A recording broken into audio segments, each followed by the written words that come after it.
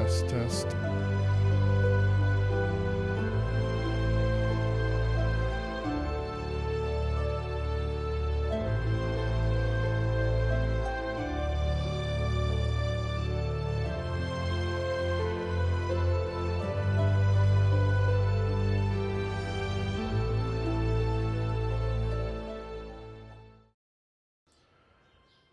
Everybody, welcome back to Dark Souls Dirge of Drangleic. We haven't been able to play for a couple of weeks because oh, and I was just hearing myself in the stream a moment there. We haven't been playing for a couple of weeks because we've been busy with aerial stuff, but we're back, and I hope both my players and my audience have been looking forward to that. Whatever little audience I may have. Well, y'all already know how this usually goes. Y'all want that sweet, sweet DM's inspiration. You might as well, make that session recap for the time being. Yeah, I mean, I can definitely do it. Yeah, go ahead. Before we begin, however, quick shout-outs to, I guess everybody. All my players are being amazing, being awesome, and being chill, and being cool. And also, quick shout out to the Sound Phenomenon for providing most of the background music you're gonna be hearing today. And I always keep forgetting to do this, but I just have to keep coming back to the group art that was made like session 1. By Mintelis. Shout out to them as well. I will add to this collage at some point the weirdest thing that we did the other day, where we just added a bunch of random scribbles. I say scribbles, so some of them were like really high quality, like fan art done by Katya here. But what's it called? So we'll add that to the overlay at some point. What's it called? Truly a wondrous work of art. In fact, I'll add it right now so the people can see it. What's it called? Where did I put this at? There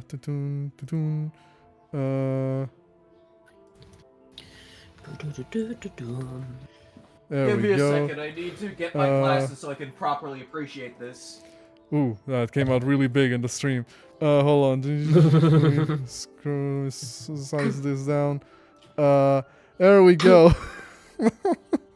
What was the thing that we used in the thing? What was the program we used that is These called? glasses are foggy as fuck. Magma.io, if I remember correctly. Magma.io? Yeah, no, we did a bunch of scribbles, or doodles, I guess, here.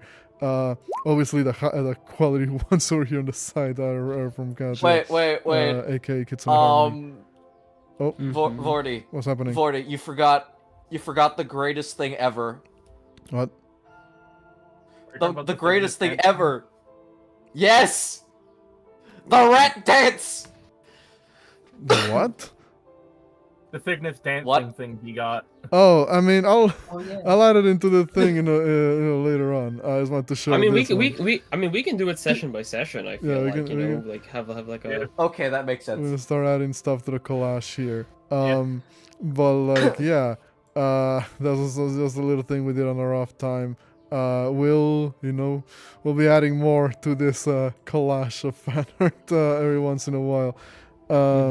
What's it called? But yeah, with that, we'll get back to it where we left off. So, start us out, Jericho. So go ahead. Yeah. So, after the great conclusion of the Battle of the Century between Valencia and Ace concluded after seeing quite a huge display of cowgirl being chased around by a horse. Afterwards, there was the great battle between Shield Basher and AR-296158, which mostly consisted of Atlas just kind of tossing Shield Basher's shield, Shield Basher retrieving it, and then Atlas doing it again.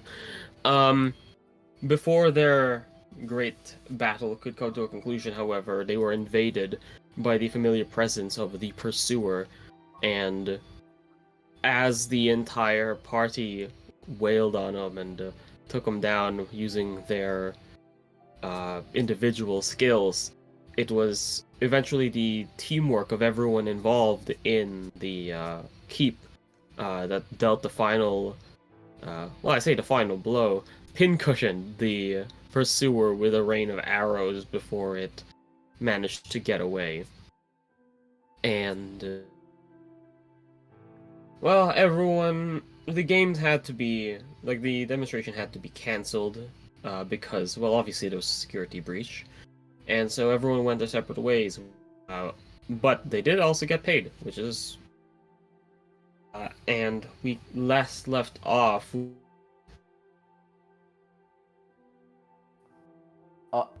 Did Jericho cut out, or did I cut out? He's you dead! cut out. to parts unknown, and the shield bearer meeting with the...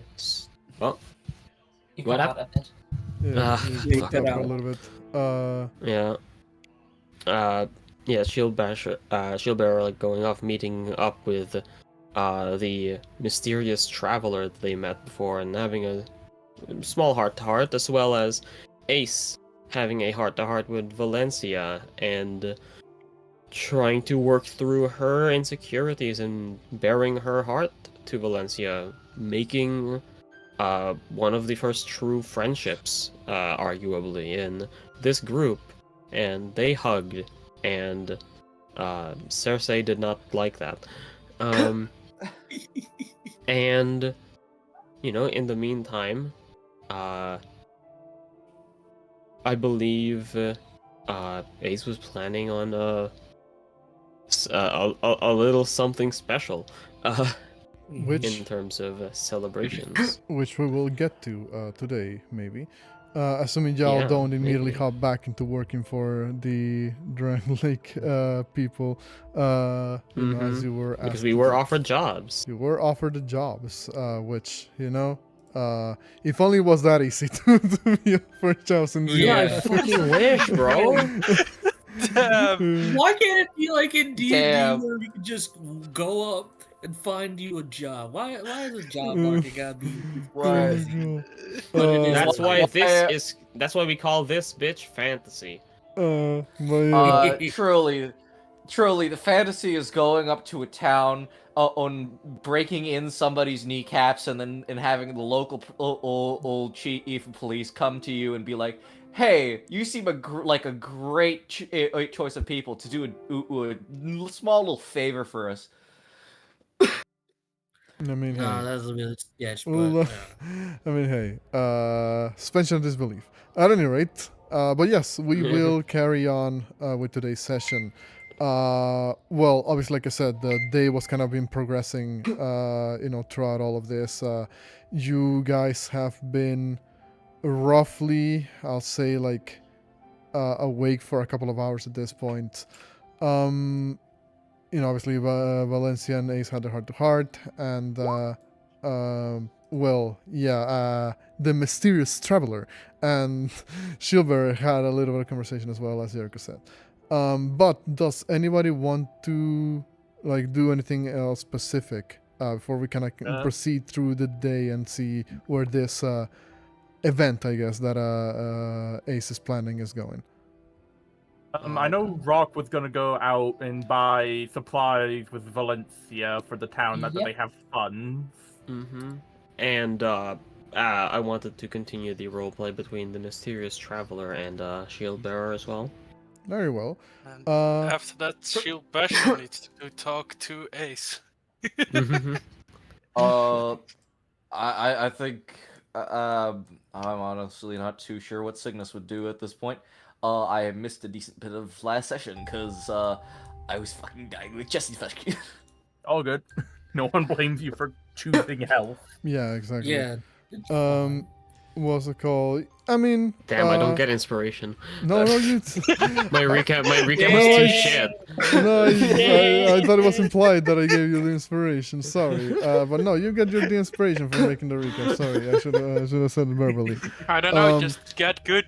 What's it My recap called? was just ass. Like, No, it was well done. Sorry, but yeah, you with that, I guess we can move on to whoever wants to take the stage first.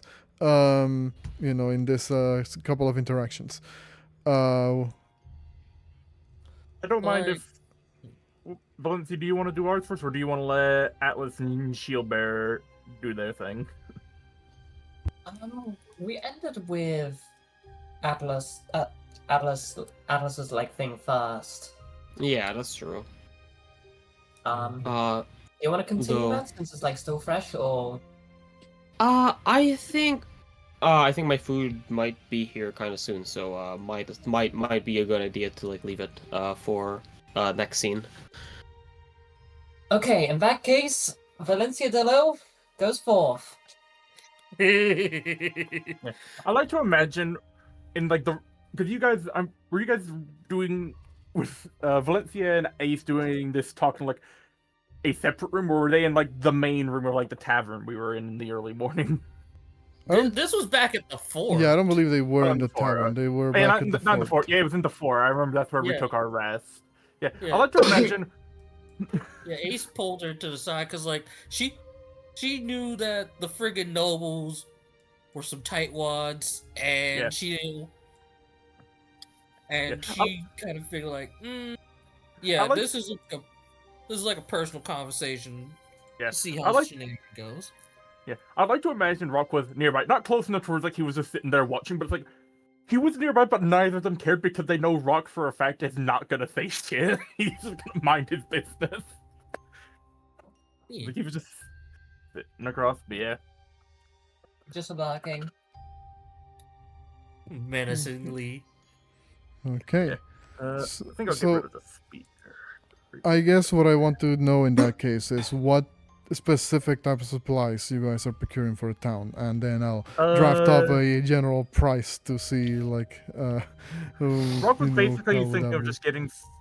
Rock was basically just thinking of getting like some dry goods and stuff, things that can fill the town larder, basically. And also maybe get some grains and stuff, and potentially get some crops going, so we have a sustainable food source. With that, Valencia will turn to Rock and just say that, like, okay, so we need to acquire important crops such as wheat, beetroot, and cake for the villagers. Rock was just I hate you Rock, so Rock, much.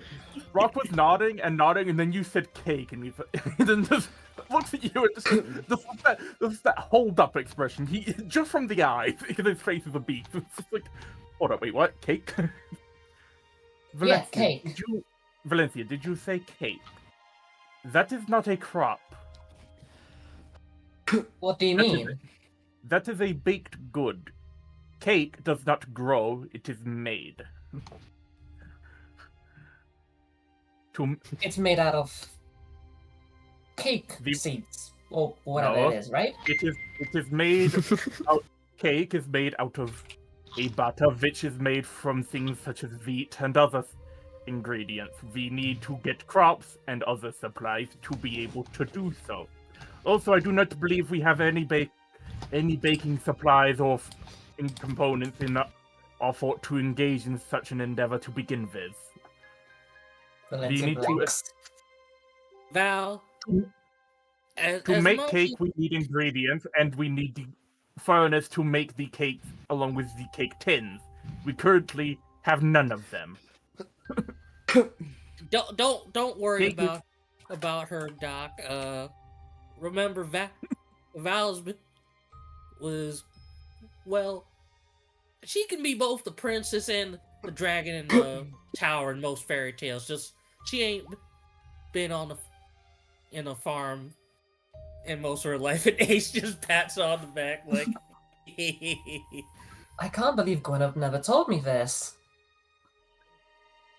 sorry if I'm distracted. I'm just finishing up the updating to Rock.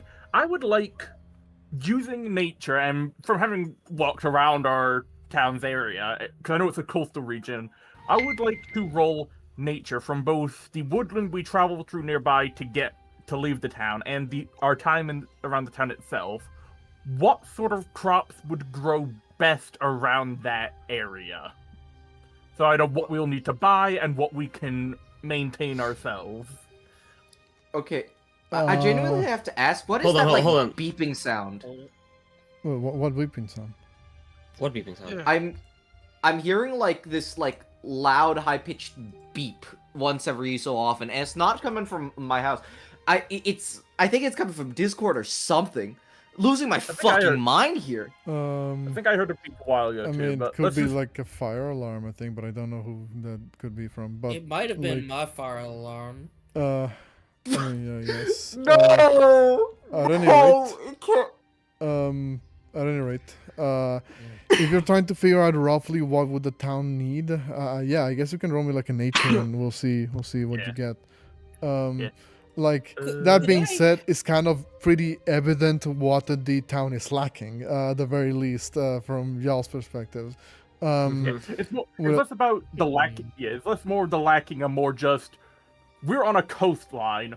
What sort? I know we need supplies, but it's like what kind of crops could we grow there? So I know what seeds to get, because like we can buy flour and grains and stuff to make food with, but it's like what can we grow? Well, where you messed up, Rabbit. Like you're asking me, who knows like nothing about crop.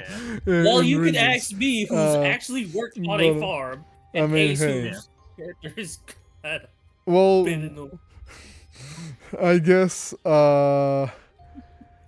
guess the best way that I can say is that probably in between you, Rock, and what's it called, and Ace, you would probably be able to figure out what could be needed.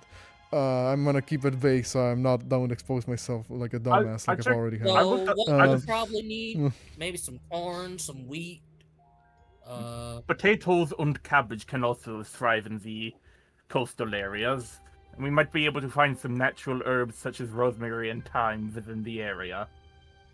And we can grow some butter as well for the paying our You mean- chocolates, right? we ain't got no cows, we can't Right. make them. Rock every time he hears this, because this is the same way my brain is. It's just that slow blinking is that you click your mouth to like breathe and you just like curl your fingers a bit. It's like, that's not how that works. That's sort of expression. how you make butter. That's how. You need a cow and milk. Well, not necessarily cows. We need some kind of livestock, such as a goat or other animal that can produce milk, and then we need to churn it to make the butter. We cannot grow butter. Well, Milk technically comes you From can, but cows? It comes Yes, from- milk comes from cows, goats. I like to think. any mammal, any mammalian creature can produce milk. I like to I mean, think. goat's milk is a bit saltier. I like to I'd think. never- I like to think the pursuers looking at this from a distance, and it's like these are the fucking people that beat me. Twice. These These are the fuck people. ones who kicked my ass twice. You're right, because for starters, I suggest we get some grains that we can use to make some basic foods with. And then we see about getting some cabbage seeds and some potato seeds. Really, cabbage? Now, don't get me wrong. Cabbage ain't the nicest crop to have. More particular, I don't like the taste of it. Ugh. You may not like the taste, but our town is a coastal one. Unless we clear out some of the forest land to aggregate things such as wheat and other crops, we would need plants that naturally can thrive within a coastal area, and cabbage and potatoes are two of the ones that can. I mean, I'm fine with potatoes. It's just cabbage. People need their greens. Mm. I will also see about us see if I- we can find some manner of citrus to prevent things such as scurvy. I will say, in general, I believe if you're trying to amass enough supplies to cover like the land that I guess that is unaccounted for in Majula, the most I would be like willing to charge you is like probably. Oh no, like are you like going like really hard on this project? If so, you might be looking at like somewhere in the 50s of gold. Or if not like 100. It depends on what we want, because I remember checking the math on this. We do have enough gold that we can, as a group, buy the farm upgrade. We can buy that if we all want to, and we still have some gold left over, because we all got 200 each. That's 2, 4, 6, 8, 9, 10, and then we'd still have our other reward money and stuff. So we'd still have enough to be able to buy the farm and still have some gold left. I think I actually chatted Yeah, about it. Valencia wants to spare no expenses. We're essentially considering buying the farm upgraded here. Now, Yeah, that's why I'm asking the group if it's a thing, because it would technically require the group fundings to buy the Atlas farm. would pay that amount of gold. It's just they're not there yet, but I will say out of character they're totally on board with upgrading the farm. There's 1, 2, so 4, 5, 6. just as a quick aside for the audience that doesn't may not be aware, I started working on like some Bastion rules effectively for Majula or Town Majula that I can been telling the party on the background like in between streams. And I have it like there's benefits, if they have like some of these installations like set up and ready to go. So yes, I added micromanaging like town builder thing to Dark Souls because I thought it would It's be like funny how to every do. gotcha. It's like how every gotcha game will randomly force you to do fucking base building at some point. I mean, hey, at least I hope this is slightly more like engaging than the other games. Oh, definitely, yeah. But yeah, so that's why the party's currently commenting on all of this. I mean, if y'all want to get to like pay for the It's farm better thing, than Genshin Impact. That's all I can say. I mean, hey, I don't want to get sued by Mihoyo by saying something like that is, maybe like get under their skin. But hey, anyway. Okay. I can breathe again. What's it called? If you guys are wanting to buy just like straight up the farm upgrade, I'll say that kind of nullifies the need for like buying like supplies individually. You just Okay, obviously so this is more like a flavor thing, I guess. it's more like Yeah, it's a flavor thing. yeah, Yeah. like I mean, yeah, I guess. It's either you buy the supplies to keep the townspeople fed at the moment, or you go all in and buy the upgrade. I'll just simplify it that way, so we don't need to like get stuck on this for too long. Yeah. Yeah. We'll still probably do some other shopping just for some general ingredients, so that way we have rations for while we're traveling, like party specific rations, just some stuff to make stews. Thinking about it, we're gonna need a cart to lug all this stuff. Not sure if it's anything like back home where we could rent one. Out of character, didn't we like have a car to get here, or am I? No, we misremembering? walked. Oh, you rode. There were a handful of wagons and carts in Majula, but they were in disrepair, and the part of the effort of the townspeople, the carpenters at the very least who were helping, were made to kind of try to make them in a more like usable, I guess, state. But you guys didn't take any carts with you or wagons with you. Yeah, because we only have Roland, the one horse. Yeah. So I will say maybe by the time you return that they will have something like ready to go on that front. But in the meantime, if you're trying to get to buy enough supplies for the upgrade, so to speak, and also have these transported, or unless you want to transport them yourselves, the supplies and the like, then that'll be a little bit of an increase in the price because you're asking for somebody to go down a road that up until recently the people of Fort Cardinal didn't know fucking knew it existed. So, you know, I think it was 200 gold each we got. Yeah. Oh, fucking Plus, sweet. plus everything for any fights we had been in previously. Now, here's the one thing. The town was, a little homestead we got. It was kind of a ghost town, and we kind of had to walk through the woods. So I don't think anybody's opened up the old roads through there, so it might be a little bit tricky. Then I'm we will sure have we to can make pay it. someone to handle it. We will have to make do with it sooner or later. If we wish to keep our town self-sufficient and not have to constantly make trips and expenditures. Wasn't that a normal road, but the reason we went through the forest was because it was a shortcut? Yeah, but remember, Out of Majula was kind of a ghost town when we got It's not on a there. map. It's not on a main map. It's kind of just a random hovel in the middle of nowhere that no one knew existed. Yeah, I honestly think like the trek to Majula probably is on like some beaten like fucking dirt path or some shit. Well, I guess every It road here is is a beaten fucking dirt path. it is a relatively beaten like dirt path. Remember, you guys took a shortcut through mountains to get to Fort Cardinal. The longer way around basically winds up around the mountain you guys took. What's it called? So again, I guess again to simplify this, if you want to buy, I guess the farm upgrade as we're calling it, feels a little bit video gamey, but I guess that's what it is effectively.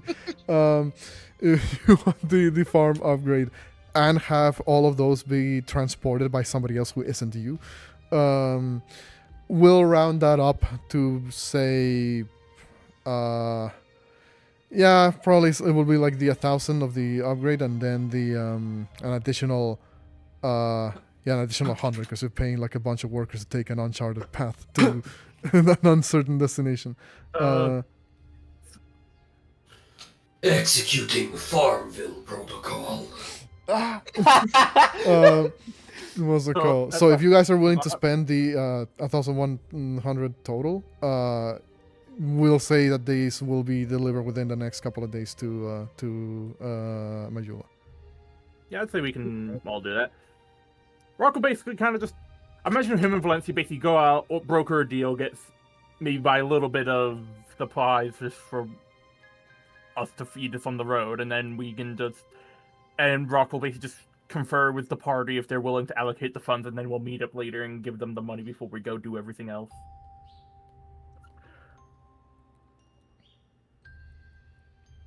I mean, if everybody's in agreement, then I suppose you'll be able to purchase all of this.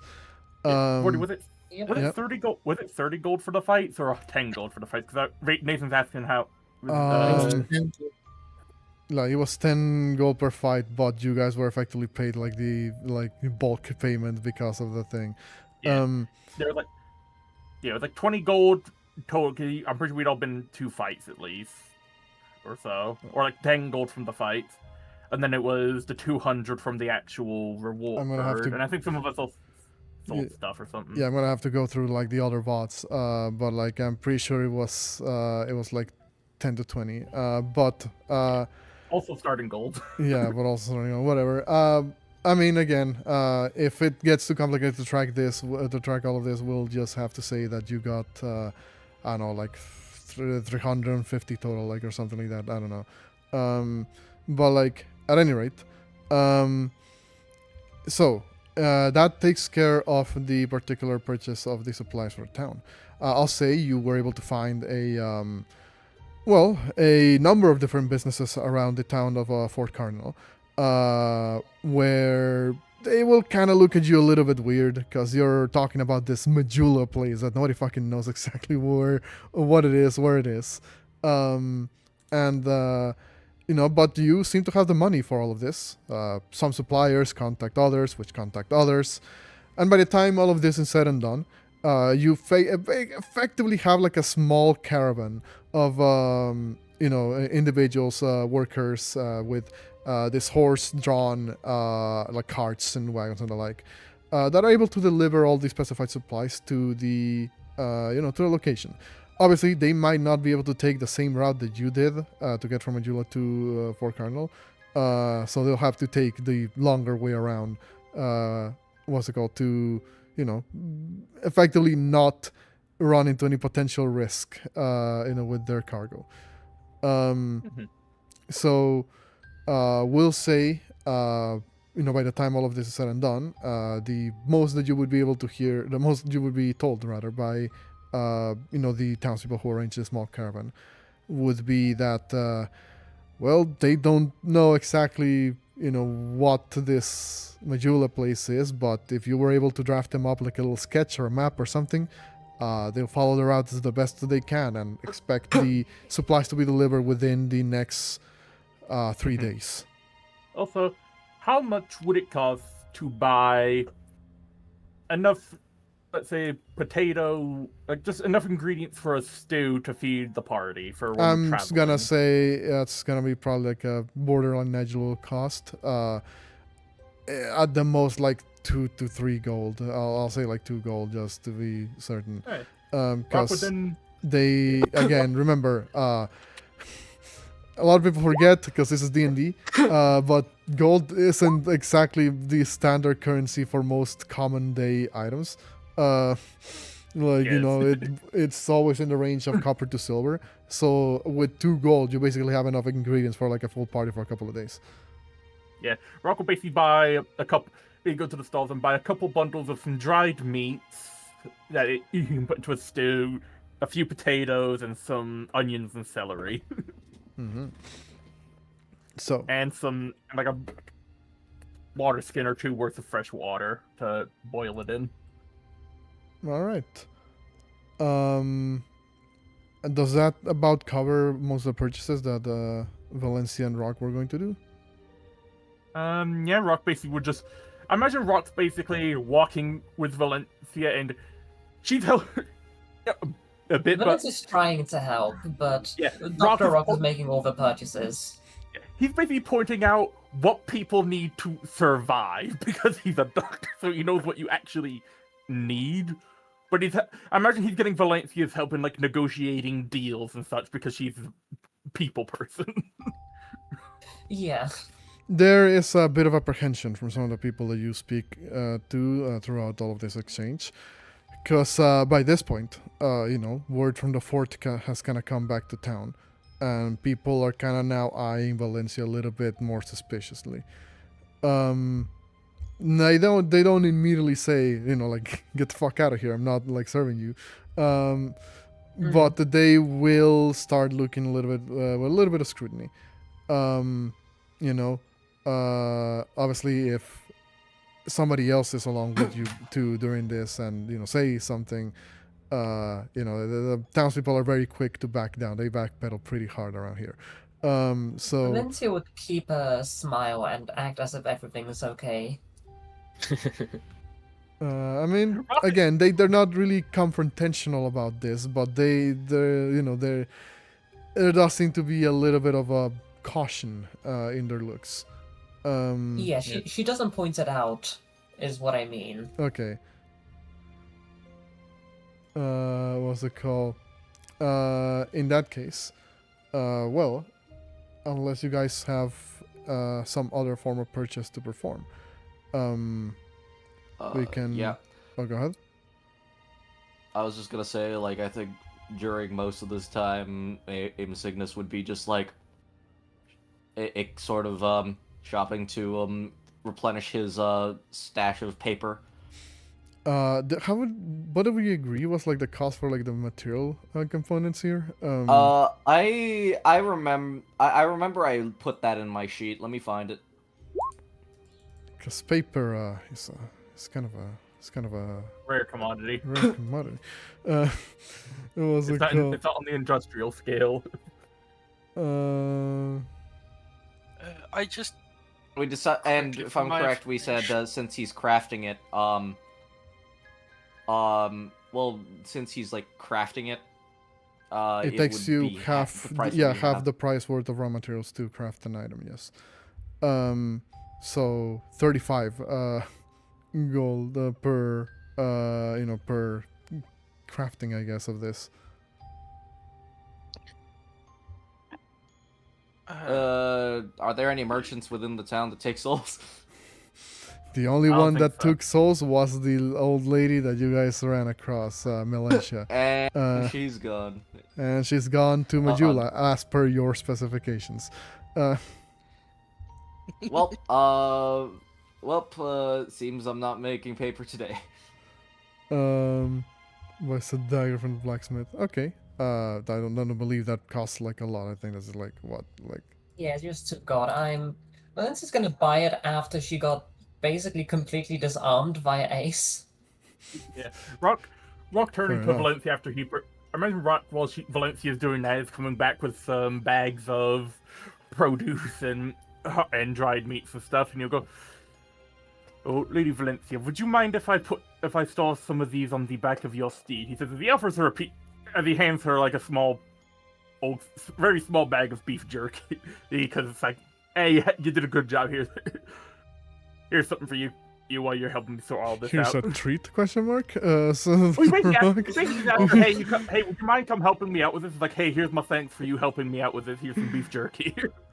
Yes. Valencia will turn to Roland and ask Roland if Roland's okay with it. Ask Roland. Okay. Roland. You know what would be funny? Oh yeah. Well, before you say that, Nathan. Oh, go on. Roland Go on first. is obviously doesn't really understand common, obviously, because a horse. So Roland just, I guess, smells like the saltiness of the beef jerky, and something about it doesn't really like hit him too well. I don't believe horses eat meat, first of all. So. Rock wasn't giving the jerky to Roland. He's giving Valencia the jerky, and he was actually asking if he could put the bags of produce and stuff on okay. his back. You're asking. I thought you were asking if you were giving the jerky to fucking Roland. I was like, what the fuck? No, he was asking. He was giving the jerky to Valencia as a thanks for helping him out, and was asking if it's okay if he stores some of the extra bags on Roland. Okay. Yeah, Roland doesn't like eating the. Go ahead. Go ahead. Continue. I was gonna say Valencia's just like chewing on the beef jerky already. Roland doesn't mind like the additional weight. So like if you like hook it onto the saddle, like it doesn't really seem to care too much. Also, no, they didn't run here over wee woo. They ran. You're not horses have been documented to eat meat, huh? I guess they have. What was it called? It's one of those weird things where it's technically no true thing as a full. There's like two full herbivorous animals, which are like koalas and sloths. Everything eats a little bit of meat. Sometimes the cows eat snakes and stuff. I suppose so. Okay. Well, you learn something new every day. The only animals that eat only meat, or have to eat meat and can't eat anything else, are cats, because they need a specific stuff you can only find in meat. Otherwise, everything can kind of eat from the other tray. Okay. Well, again, interesting to know. I didn't know horses, like, on rare occasions eat meat. Anyway, with that, who... Oh, go ahead. You were going to say something? Yeah. Ryan? Did I need to write all my gold off for the farm upgrade, the 165? Because lots of numbers was thrown around and I got a bit confused. You would have had more gold, I believe, than that. I spent. He bought the shield. Or something. Yeah, last time a shield from 70 gold. Okay. I had 165 left, and other people did the calculations than me, so I don't know how much I needed to write off for that.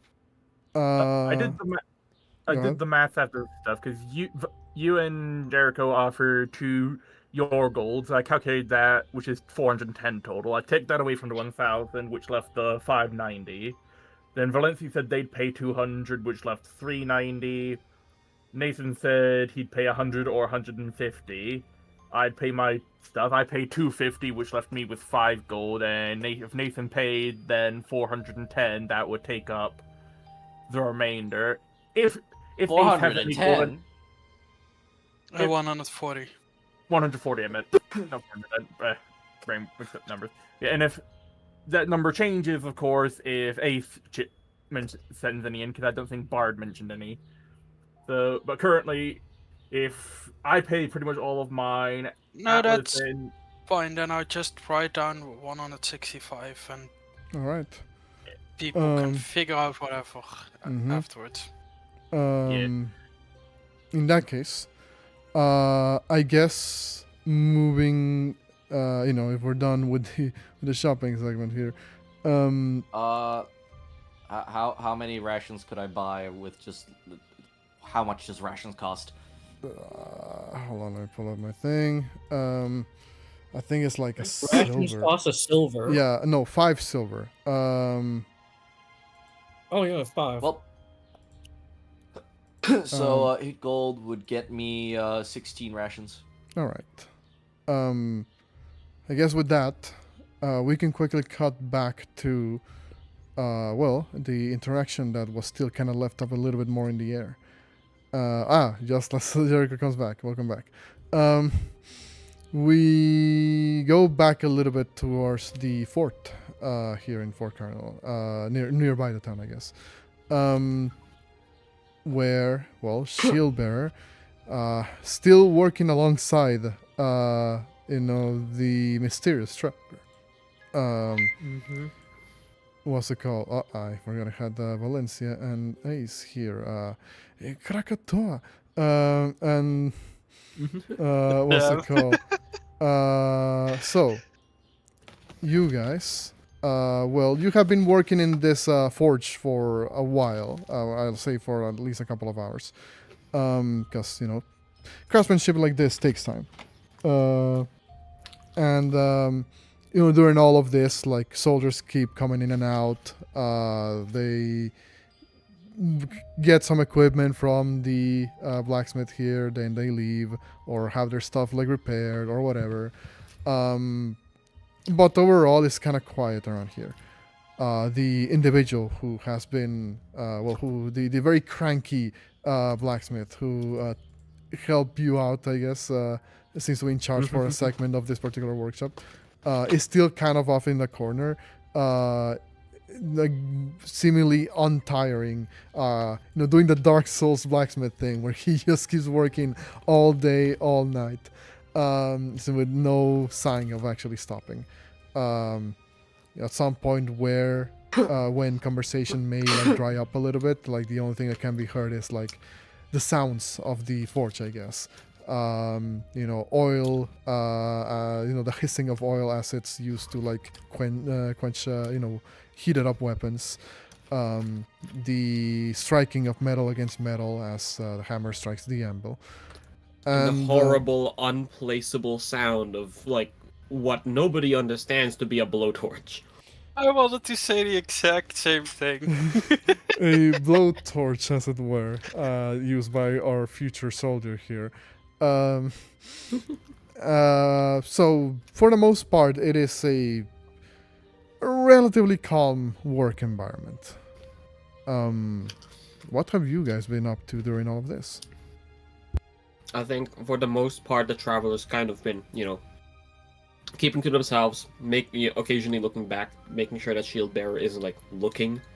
Obviously Shieldbearer is probably doing as promised, but you don't live this long and not like be paranoid. That's just a little bit. But the traveler just like eventually after like some silence does kind of like break it and just kind of asks like, your shield materials, what do you use it for? No, what is it made of?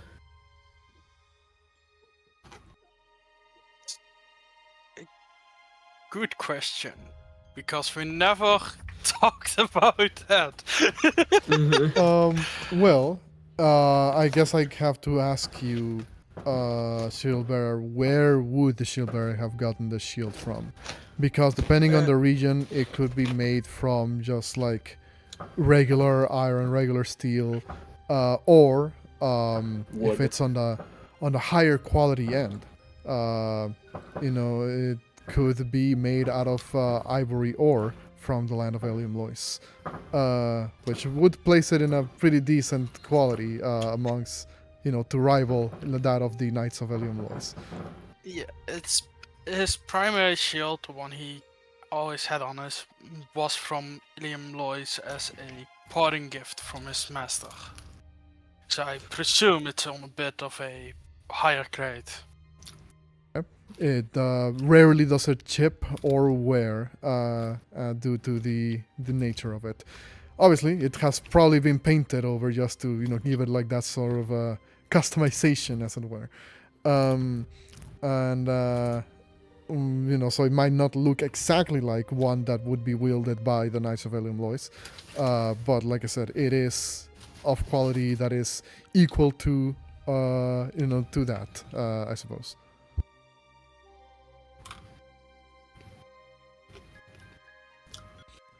So, what would Shieldbearer say, I guess, in that case? You said it was ivory and high quality. It is a type of ore that is just referred to as ivory ore in the from Elium Lois. It's not exactly clear what the scientific composition is, if that's what you're asking me. What's it called? It just kind of looks like ivory, but it's very much clear like a metallic ore. This is kind of what they use to make the armors and weapons of most of the Knights of Elium Lois.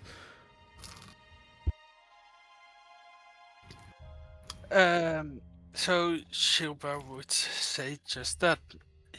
It's made from ivory ore. It's created in my homeland. It was a parting gift from my master. Ivory. No, yes, ivory is, you make it strong with that, but, or? You do know ivory, it isn't grown in the ground. What do you mean, or? This would be like saying cake is a crop.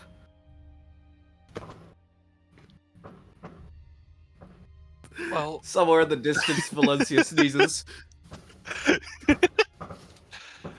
If I understand you correct, it's just a ore, right? Yes. Just like It just called it, yeah. It's just called ivory ore. No, there isn't like a fancy name, for it. That's just kind of what it's called because it just kind of looks like ivory.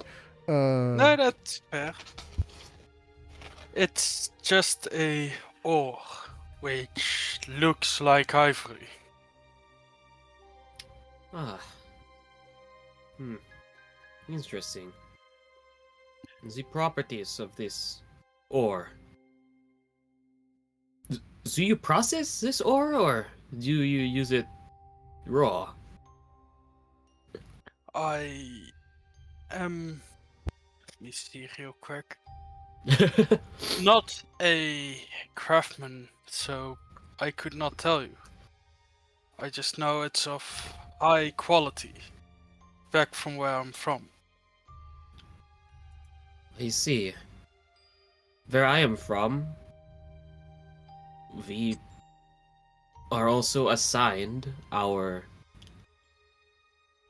armaments, but we are completely expected to maintain it and therefore do repairs, and so we know all the specs of our gear. But I suppose in a world where blacksmiths are a common trade, it's not. It's not kind of like, clicks their fingers a bit. Necessary. It's not necessary to know these things. And I can just return to my homeland. And how far is that? How long would that take you? How long would it take? Well, let's I'm take a sorry look at to it, shall we? interrupt it every time. Actually, give me just 1 second. So, someone's at the door real quick. Someone's at the door. Give me 1 second. 1 second. That's fine. Yeah, we consulting the world map. Thanks, Jericho. You know, if you sent this to me, I could have prepared. Mm-hmm. No, my character would not. Yeah.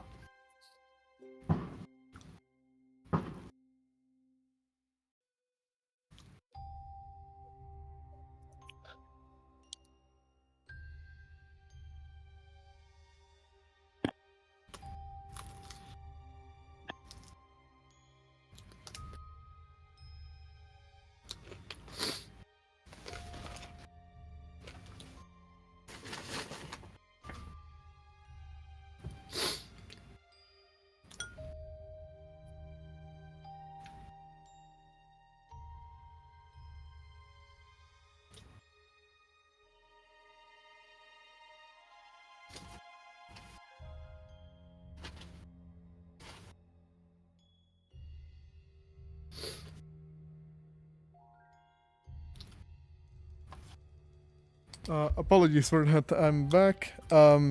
So, it will roughly, if the question was like, hey, how long it'll take to get from here to Elium Lois. Well, as you can tell, it is a kind of a big distance from here to there. Should be longer than this, but at the very least, that's almost like a week's worth of travel. Huh.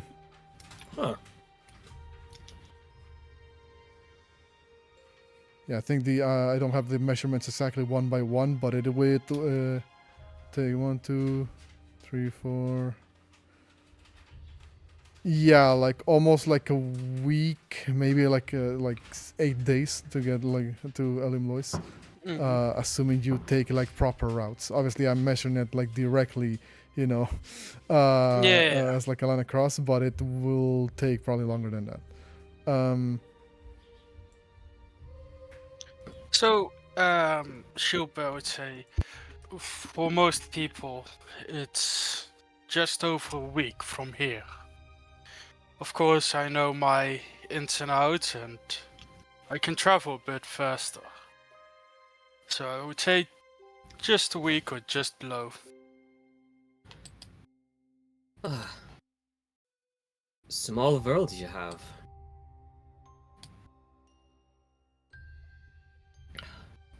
Where are But, you from? Unimportant. At this Well, point, I do not know if I could classify myself as having a home. Where do you originate from? They kind of like, they actually like, you hear like, the fucking buzzsaw, like, on the armor stop. And there's like a pause and they just say like, unimportant. Well, it's more a thing of like, I've only heard one person so far talk about our world. So it's interesting when a second person shows up within a week time. As far as I can tell, the fabric of this reality is quite thin, and people come from all over the world. summoning is quite a... how do you say it? Common practice. In fact, I heard that you had to deal with some interloper in the ring while I was here. The sound of fireworks in Still. the background adds to the flashback that the traveler is having at the moment. Still, Just PTSD. it's the way you say it that sounds different to most. I do not talk like most. As I have said, your language, not mine. I use the words that I can remember hearing. If you don't want to talk about it, that's fine. But for me, it's not unimportant. Well, to me it is.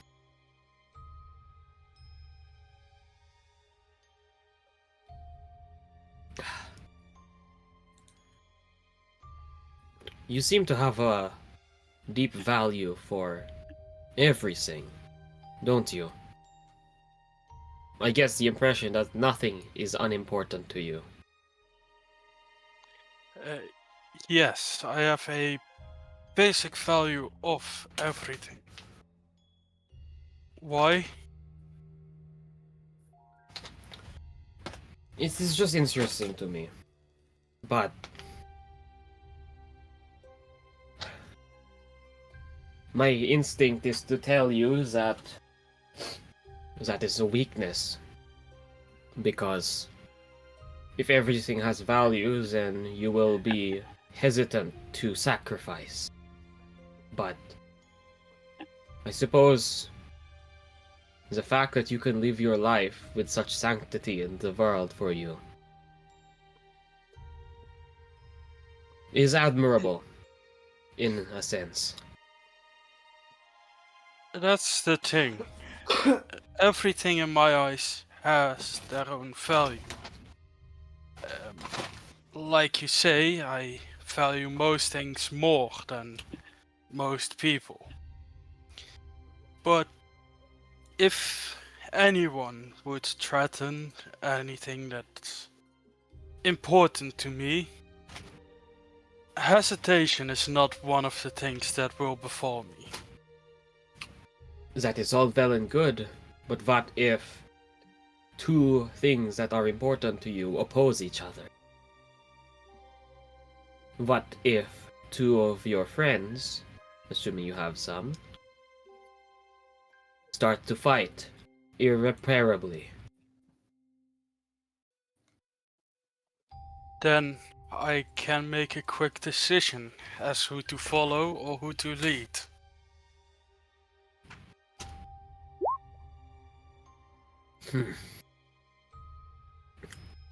I do hope that is the case. If it is, then it is an admirable trait for a knight.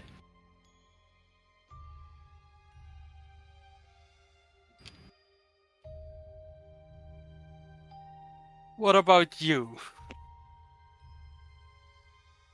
It seems so lonely if you try to leave everything behind every time. See nothing as value. There is one thing I value, and it is the goal that I have been striving for all my life, that I have been assigned since my birth. Everything else to me is secondary, and that means that I can accomplish my mission. And what would you do if you find out that your mission has been a lie? Or different than you expected? Then I will await orders in order to figure out what I should do next. And what if no orders come? Then I will rot and I will die.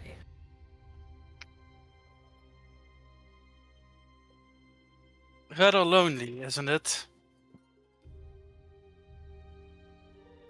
I suppose, but some people are not born equal. Some are meant to live full lives, and some have an expiration date placed upon their lives at the moment of their conception. And who gets to decide that? You see, she'll bear more frustrated at that quote, and you have seen him in a long time. I think that you might misunderstand my devotion as resignation. I admire your ability for freedom, but this is not something that I was made for. And who decides that something so wonderful as yourself is but a mere tool? What response would you have if I said it is my choice and my choice alone? If it is yours, that's fine. But sometimes you need to look within yourself. Is it really something you want, or something someone has put onto you?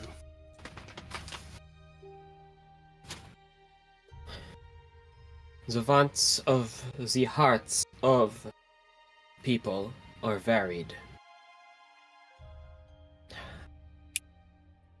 My values are very different to yours. I respect that. They kind of like, resume, like buffing or like repair whatever is like underneath that tarp of theirs and says, your words are wise, and you ought to continue thinking about them. Do not think that I am merely dismissing them. However, it will take a lot more than that type of questioning to make me falter on the path that I have been assigned. I do not seek to change your path. I merely want you to choose your own.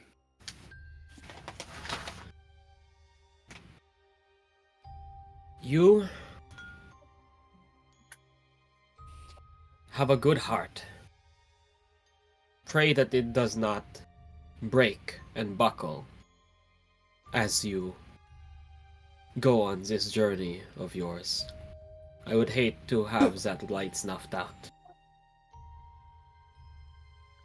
Don't worry, I always have someone that will protect me when need be. I suppose you do. Cherish that. You are luckier than most. That we do. And, like, the traveler just kind of, like, nods and... Actually, like, after a while, like, silence, right? You think that, oh, they're just gone back to their work. They do stop for a bit and just kind of, like, turn around to you. Look, like, just kind of, like, look you up and down and just kind of shake their head and offer, like, a hand. And says, you are a good man, shield bearer. May we never meet again. And you are a good woman, mysterious traveler. I hope we do. As he shakes your hand. Yeah. And they do go back to like working on their their thing a bit, but eventually they do actually like stand back, look at it, and like seem like content and just begin to like move it out of the way. You helped them move their stuff previously, but you do actually see that they were not bluffing when they said that they were basically fine. You definitely helped them a lot, by moving you moving it faster, but they pick up this gigantic hunk of what sounds like a bunch of creaking metal just over their fucking shoulder. Like a fucking fireman carry. Gilbert just starts to walk all the raw materials back to where they stood before. Yeah. Okay. And as you both part ways, we proceed to move on with the day. Unless those of you who are currently RPing through text want to finish up verbally. I think I'm good just texting. What about you? Yeah, we're almost finished, I think. So Yeah, it's Okay. pretty much. It's literally just RP chat for while they're returning to the party with their supplies and everything. Mm-hmm. basically, And basically to inform the party, hey, I broke a deal for us to get farming situated in the village. Yeah. okay. I guess Shield Basher does want to talk to Ace as well. They do, yes, but if they can do that throughout the day, Yeah. if Christian want to move things forward. I mean, well, I was basically asking because I didn't know, if Bar wanted to do the celebration thing, in a moment or what. Yeah, so after after Ace was telling Rock hey, yeah, keep an eye on Valencia, cause she's friggin' little princess over here don't know the first thing about farming.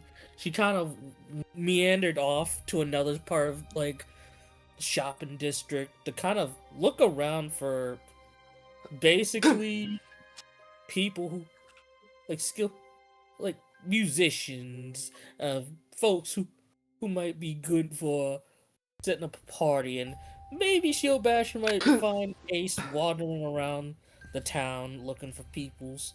You I'll say you would be able to maybe run across a couple of people that are not really expert musicians. It seems the fine arts, as it were, are not like a very well practiced element here in the town of Fort Cardinal. There are people. I who don't think kind Ace of- is. Go ahead. Oh, no, go on. I'll type it. I was gonna say you will find some people who do play instruments as more like a hobby, rather than a full-on bard-like profession, I guess. So they probably won't even charge you all that much for their services if you want to just gather a couple of them and get them together in for a celebration. What's it called? Yeah, no, you know what? I'll say how do you pitch this to them? Because depending on how you do it, they might just do it for free. Okay, so Ace kind of looking around for musicians. So she knows not everybody is gonna be a bard or some virtuoso. So she mostly looking for folks who at least know how to play an instrument and carry a tune. And she'll kind of pitch it as well, I'm getting some people together for a bit of a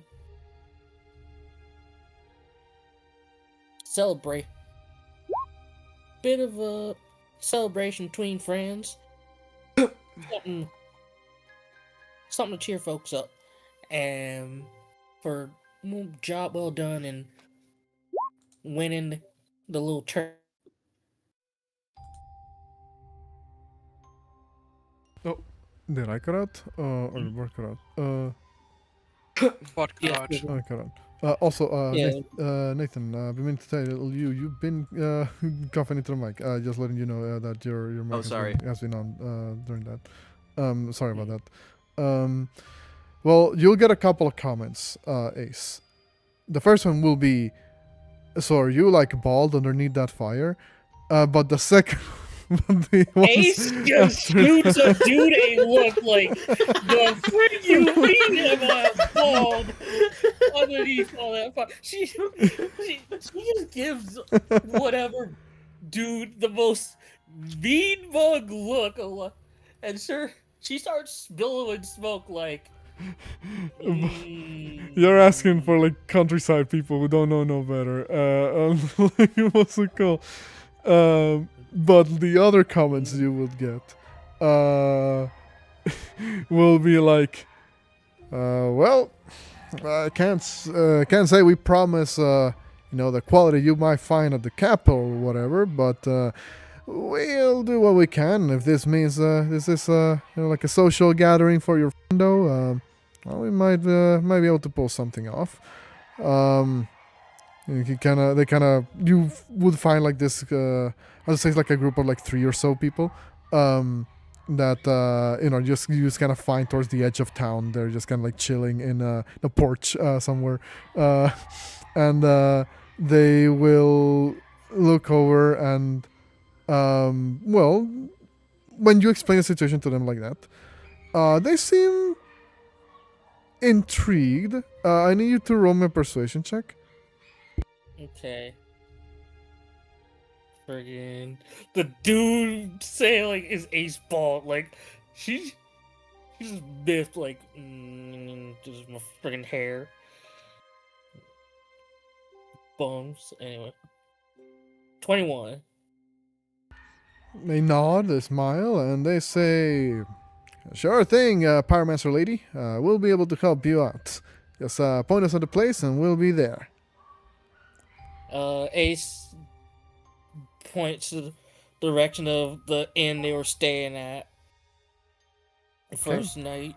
They'll make note of that, and will tell you that they will meet you a little bit later on in the afternoon, when everybody's gathered around. Presumably, they're gonna be waiting outside until you give them the signal to enter. Honestly, like, could Signis I'm just digging about in the chat, but could Signis actually like scale like a tower or something, like some sort of like eccentric tall building to like take a look over the town and see if like any points of interest within the town? You're gonna synchronize, I guess, with the fucking like tall point. Roll me an acrobatics, unless you have climbing speed. I do have climbing speed. I have the athlete feat. Oh, then don't roll nothing. You will be able to scale up one of the nearby taller structures. The town itself, next to Fort Cardinal, doesn't have like really tall buildings. The tallest one you will be able to find is like a bell tower, basically. That is, you assume is used to more like a beacon, to like alert the town if something was to happen. You will climb up this tower, and if you're trying to look for points of interest, make a perception. But on the note of you, Ace, when you are, I guess you have this agreement made with the people already, with this group of individuals that, not, I guess, like super trained formally in the art of music, they'll probably be able to perform a little ditty or two when asked. And so long as you give them a couple of drinks, during the celebration, if you pay for a couple of drinks for them, they'll do this for effectively free. Yeah, essentially that's what the plan was with Ace. Like, hey, that's probably like the 21 incentive. Like, first 2 rounds are on me. Mm-hmm. They will say, "That's all you needed to say, Pyromancer lady," and they will do what they need to do. With a 17, Signis, you are able to Damn. How would he word this? Because that is just straight over passive perception, basically. Uh, um, were you looking out for anything specifically, like ne'er-do-wells roaming the streets, or something to that effect? Like, what specifically were you looking out for? You said like points of interest, but that's a little bit vague. Rich bitches. You might be muted, Nathan, by the way. Yeah, rich bitches. You know Rob's without the bandit? Yeah, like looking for like shady spot, like shady looking fellows, or just really rich, haughty ass looking nobles. I'll say you're able to spot somebody who like clearly looks like they might not be from the town itself. Well, actually, scratch that.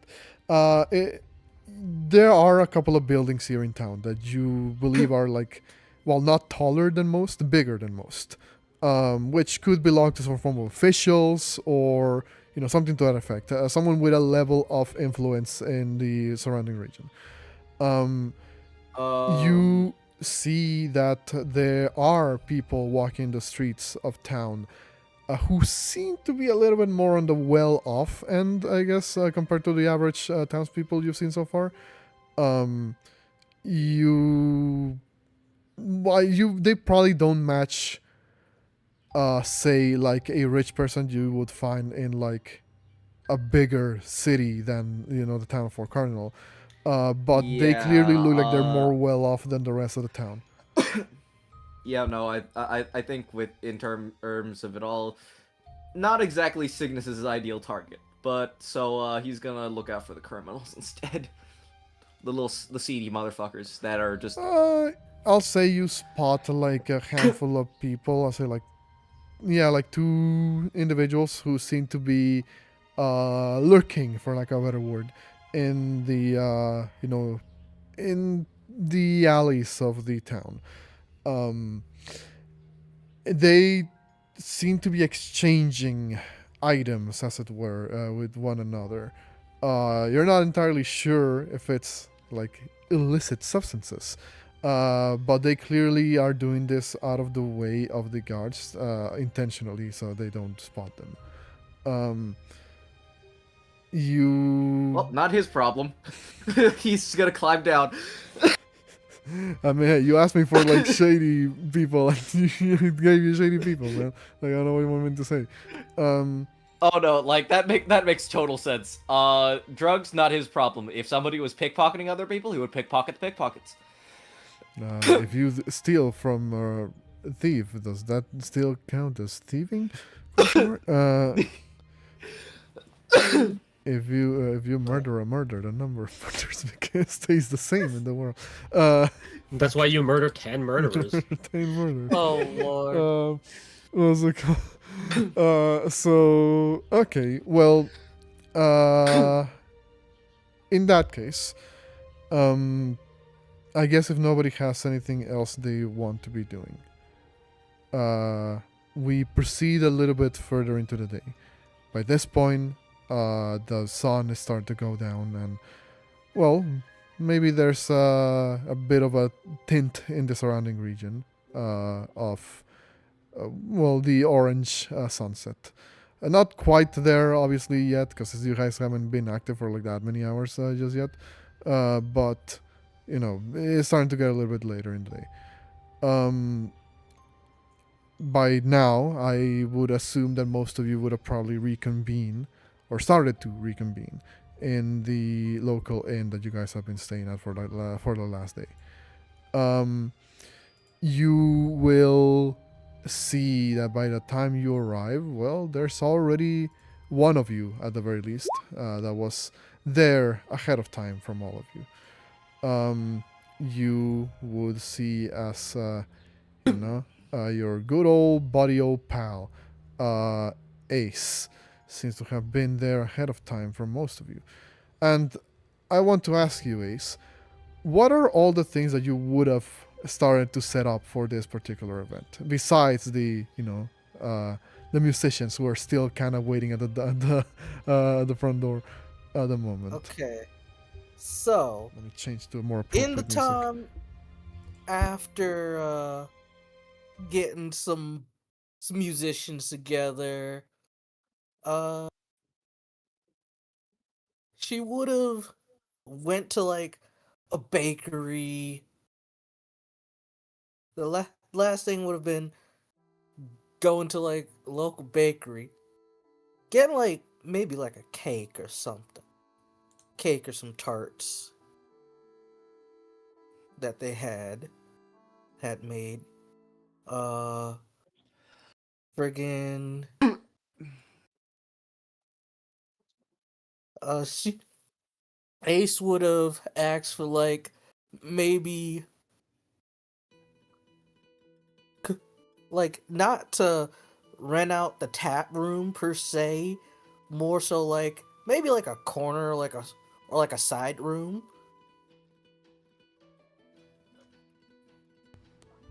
Okay. Like And like a side. You were trying to, I guess, rent out, as it were, like a segment of the inn. yeah, like at the very least like a side room, or at least ask to like cordon off a booth, like a couple of tables. Okay, sure. I'll say you're able to. You were told that can be arranged. To your surprise, the inn doesn't seem to be expecting a lot of customers today, specifically. So you basically have most of the place for yourselves. Now the shenaniganry is more so on the inside if Valencia is there, cause if Shieldbearer probably would have seen Ace like walking around with her bag on her back, and what would look like little banners, like little pennants or streamers, question mark, poking out of her satchel. Oh yeah. On that note, I guess like I'm sorry, I almost forgot that you guys did wanted to have Ace and Silver interact for a little bit. My bad. We can go over that now. In that case, what would have been this like in town interaction? I guess. Yeah, Shieldbearer would probably bumped into Ace, who was going around town looking for like peoples. Probably like a little bit after she had gotten the bards together, and then her just mumbling to herself like, "I ain't bald. This is my hair. Damn angry. So I'd clobber you. If I wasn't doing something nice for Val, I'd clobber you right then and there and fresh and." Is it quiet around us? As in, is no one around? This would roughly happen. I think like noon, maybe like a little before noon. Assuming you're coming back down from the fort, Shieldbearer. Yeah, I'll say like there are some people around, but they're mostly keeping to themselves. You like occasionally like people might like look that way, but that's because well, you guys kind of attract attention by default. So Especially with a somewhat miffed Ace, who you can see like the little plumes of smoke every so often, like her being all miffy, like.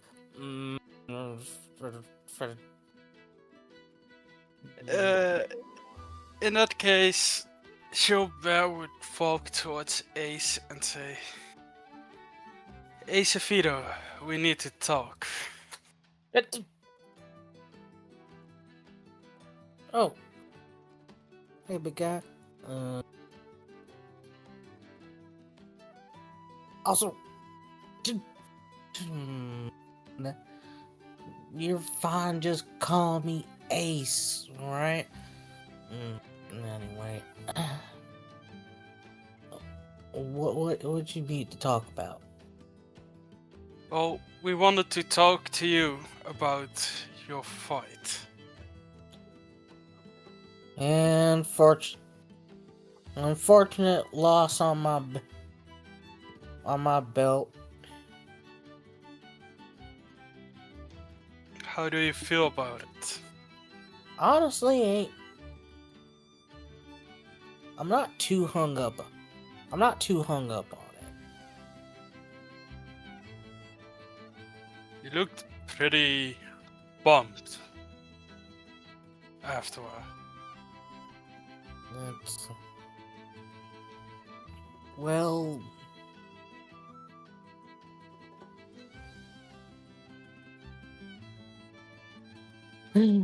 Well, it was and Ace kind of trying to find her words, and then probably just hopping up on a barrel, so she's at eye level with Shield Bearer, like on the side of a wall. Well, to be honest with you, I kind for a bit I didn't know if I was good enough for the group, and well, me and Val, we hashed things out, and well, at least, well, it kind of, well, there were some misunderstandings and well, some misgivings and prior, cause well, whole reason for the duel was, well, frankly,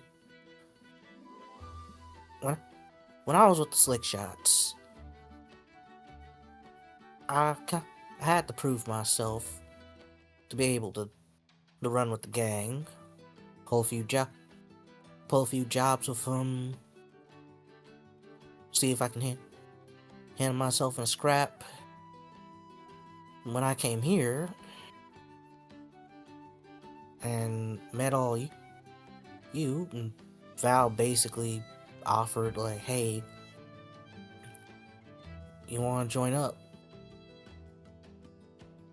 Honestly, I didn't know what to think, cause really a guy like me, old outlaw, riding with a fancy knight in shining armor.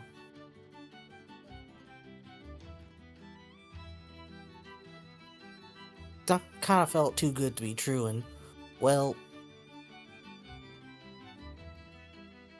we had back at town. We had a bit of misunderstandings. We sorted things out, and it was at least gotten our foot, gotten back on the right foot, as it were, and as a showing of appreciation, because, well,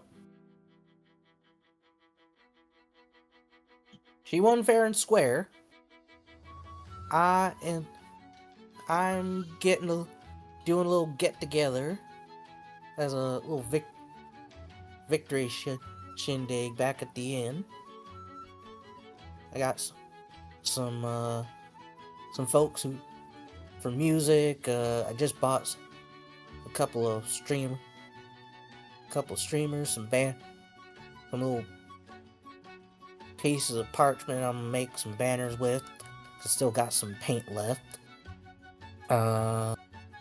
Look for like a cake, and maybe I can ask the innkeeper if at least we can, if not getting like a side room, or maybe just section off a couple of tables, at the very least. And yeah, have a few drinks. Just showing that, hey, since I'm can't say I'm a gal who doesn't know about hospitality. Heck, heck, I also was planning on treating y'all later on, but I guess it's a big enough shindig, and hopefully we don't drink them dry.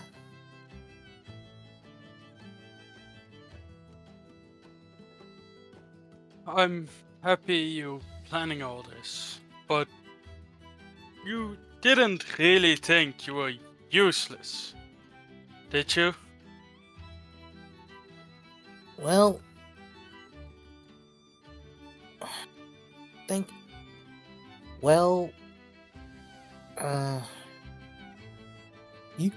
most of y'all are clashing in swords, shields, and whatnot, and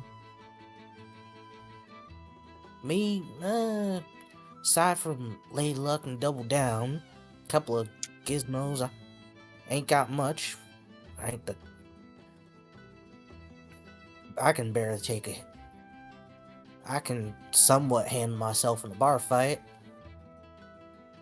Sure enough, but you saw the last time we were in scraps. I can barely take a hit, unlike some of y'all, and I ain't the biggest one in the bunch. Well, me and Val about the same. Well, I guess me and Val about the same height with my boots on, I guess. You know, I can rush into things because I know I'm sturdy. I never had anyone to trust besides, well, ourselves. Now I can rush into things because I know you will have my back. And I know that I can take the hits you can't. We make a fantastic duo. Wouldn't that make it a trio? Because it's two of y'all in the same noggin?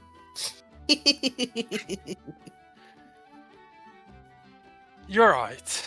I'm not used to speak with people openly about Basher. He most of the times yells all kind of things. But even he agrees that he feels safer with you around. Everyone in this party has something. A gap to fill. And you're one that at least the two of us really miss. That's without you being our friend.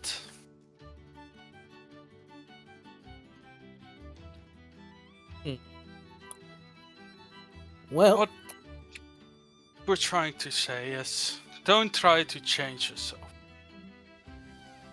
And don't question your use, for we have seen it time and time again.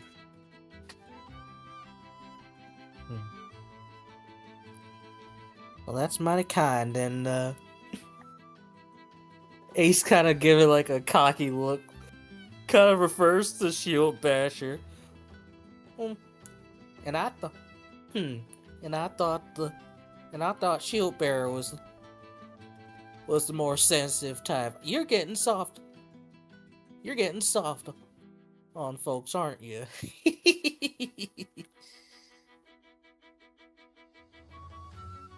He says not just to anyone, only the special folk. Well, the one that can handle him.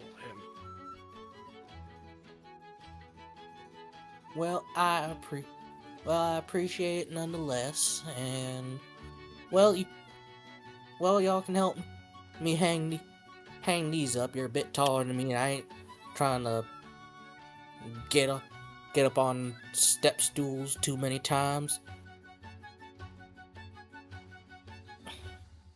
Shield Basher wants to know why you look so miffed. Some rotten kids saying like, some old rotten kids saying like, asking if I was bald with all that fire. It's my hair, dagnabbit. I ain't like other Jinborn where they just make fire, where they just produce flame to make it look like they got hair. This is my actual hair. Like, granted, Wait, you're not bald? listen here, you. As you Listen here, you. smirk. Here, you big over. Hey, next one of y'all saying I'm bald, I'm making you I'm stuffing you, making you a rug. You got that? You should shield bearer mouth shift for a bit. Oh, excuse us. But you're definitely bald, right? I am not bald.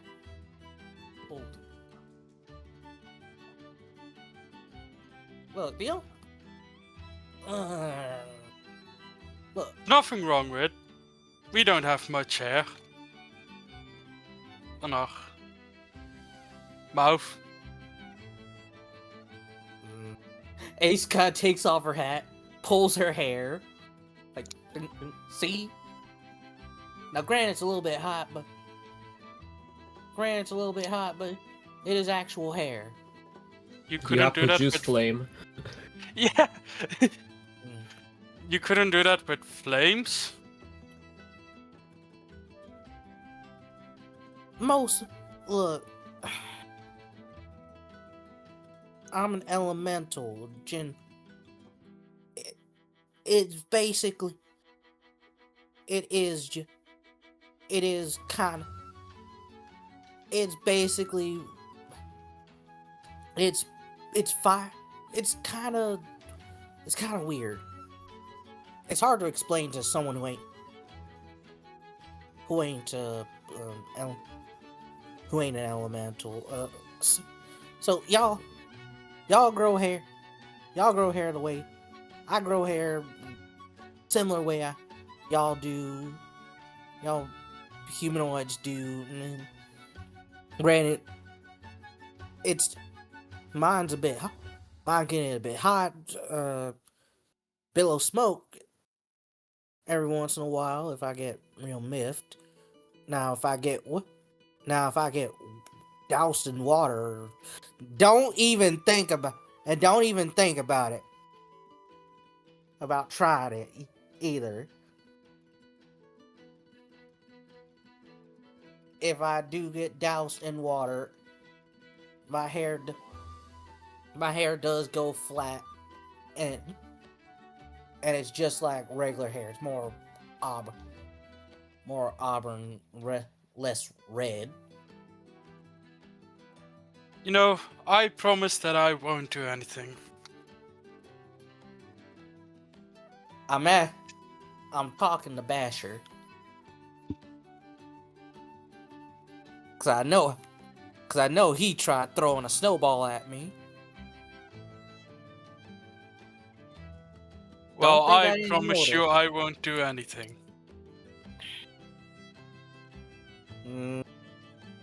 Ace just giving Shield Basher the stink eye. Like, I know he's Shield good for his word, but yeah, I'm keeping an eye on your buddy. You Basher. Shield drop his shield banner. That's the third hidden identity. Friggin' list. It's like the fucking Anyway. Jake Lockley to the squad. Oh my Gonna- fucking god. Gonna multi-class into captain. Uh, Oh lord. oh Anyway. boy. So yeah. Yeah. But I guess in that case, well, because of this interaction, I'll say is Shieldbearer and Ace were the first ones back to the inn. Because you would have had this interaction, I assumed, while you were getting everything set up during Yeah. this. Mm. So by the time we, get to present moment at the moment, where the rest of the party converges here and arrives, well, you will see what we described earlier. It appears a segment of the inn has been, or the lower floor of the inn, has been set aside for this small celebration. There's a fine meal that has been laid out in on the tables nearby. There's a group of individuals into you walking in with their heads kind of low, wielding what appears to be instruments in their hands. They're kind of trying to make it seem inconspicuous, but they can't really do that. What's it called? If they're making it inspirational, I'm just imagining that like fucking Ace accidentally hired a flash mob mariachi band style fucking like bar troop. Like, yo, go around back. No, Go around okay, back. okay, okay. You hear them say as they double back, and I'll say the inn owner here wouldn't really charge you too much for this particular meal. Word travels fast from the from the fort to the town, so they would have heard of the strange shadow warrior that appeared in the presentation, and would have heard of your feats of strength, as it were. So they'll say for this night, and this night only, the meal is on the house.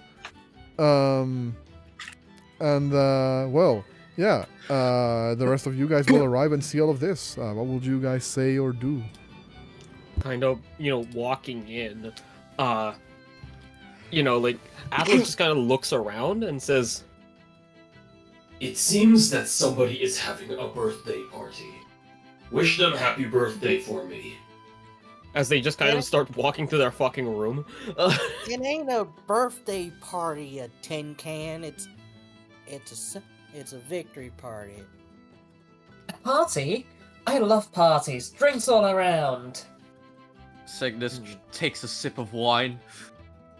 It has been some time since I have been to one celebration. Well, wish the victors my congratulations. As they start walking away again.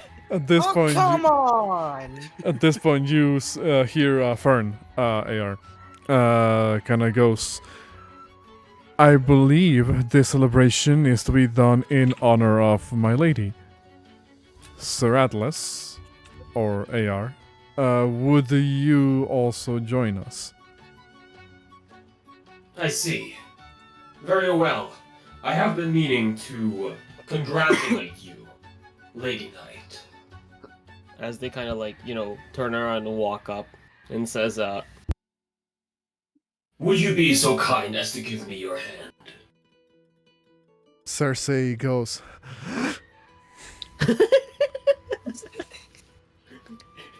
Valencia does so.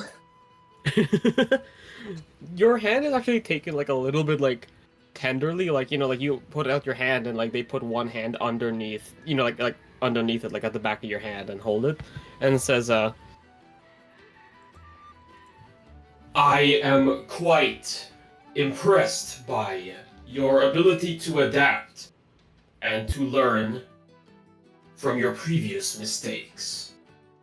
You did well in maintaining ruthlessness and winning at all costs. For this victory, normally, as part of a squadron, the commander is meant to never show any form of favor, and give rewards out to everyone else in the squad to maintain cohesion. However, I have never been a commander, neither in this case am I now. Therefore, I will bestow upon you congratulations for a victory well earned. Here, take these. As they place their other hand, on yours, and then when they take their hands away, you see 6 strangely shaped rocks. To clarify, these are not the Twinkling Titanite, nor the Lockstone, nor any of these different things. These are just normal ass rocks. They just look kind of funny. I imagine Valencia blushing a bit once you hand her a rock. She gets a stun for a moment. He is, Going he is all, unaware of the great. He is unaware of the great honor of being given the weird some of the rocks from the weird introvert's rock collection. Gwenalt looks at these over your shoulder, Valencia, and goes, I mean, they do look pretty cool. He says, I'm in awe. is this some form of custom that we're not aware of, says Cersei. You should be in awe. I managed to pick these up. That's it. There's a long silence after they say pig. I hope you properly sanitize them before handing them over to Our Lady, says Cersei. Oh, Of course. great! up. Young love. I maintained a correct heat in order to burn away all the bacteria and properly sanitize it without compromising the form of these geodes. You blowtorch them. Well, I feel like Valencia. Does Valencia actually ask that? No, I'm asking out of character. It's out of character. Yeah. No. But yeah, Atlas just says reassures Cersei. Yeah, no, I killed all the bacteria. Cersei still has her eyebrow raised for a couple of seconds before she goes. Then, I suppose if my lady accepts the gift, then it's all right. She looks genuinely taken aback as she just experienced a roller coaster of emotions. She looks back at Valencia, and Fern chimes in, and he says, I do not believe you've ever received quite a gift like this, right, Lady Valencia? No, I must say, this one's a first.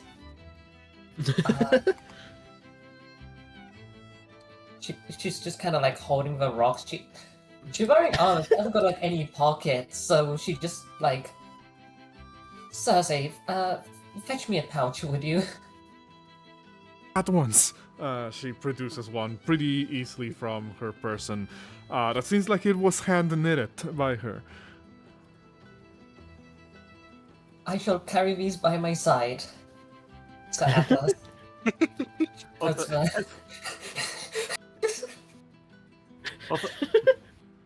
Yeah. Also, I asked a question in the Discord because I have a thing I'm considering for rock, but I'm not sure which one to pick. Which rock? Also, Okay. I knew what was gonna happen. Are you gonna say more? Shield Bear would walk up to AR and says, Lieutenant Colonel AR 296158. Shield Basher would want to say, we would definitely have won our battle, so shouldn't you congrats us as well? I believe that is quite the grounds for celebration and congratulations. Tell Shield Basher that I am greatly proud of the fact that he finally landed a funny joke.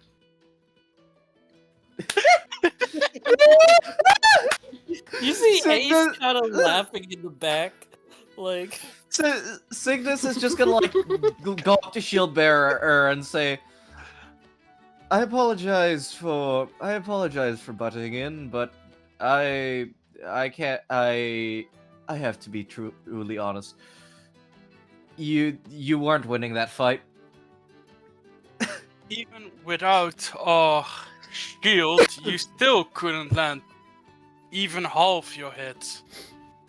You sure you shouldn't check your eyes again? Oh no. Let me tell you something very important. Every material boy. ever created, organic or otherwise, has a maximum heat potential. I would have found that eventually. Now, we're here mean, to the celebrate my great victory.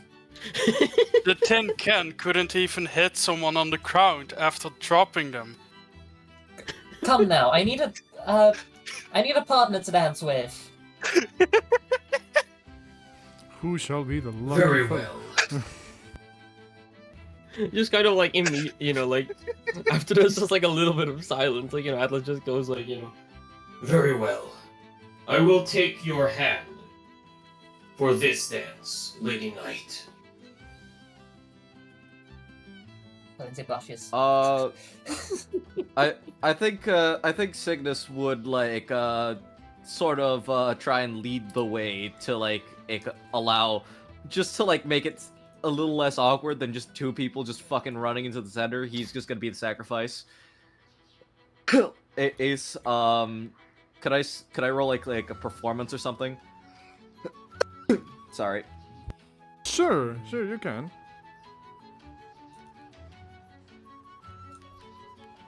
Oh, son of a bitch. Hold on, what do you get? 14. A 14. I That's mean, pretty deep. yeah, like it's better than average. I'll say that. What moves are you trying to pull? I guess that's the question here. Honestly, he's probably just fucking tap dancing. In heels, yes. Good. I'll say with a 14, you do again by using the type of footwear that Signis is using. With a 14, that's actually pretty good. All things considered.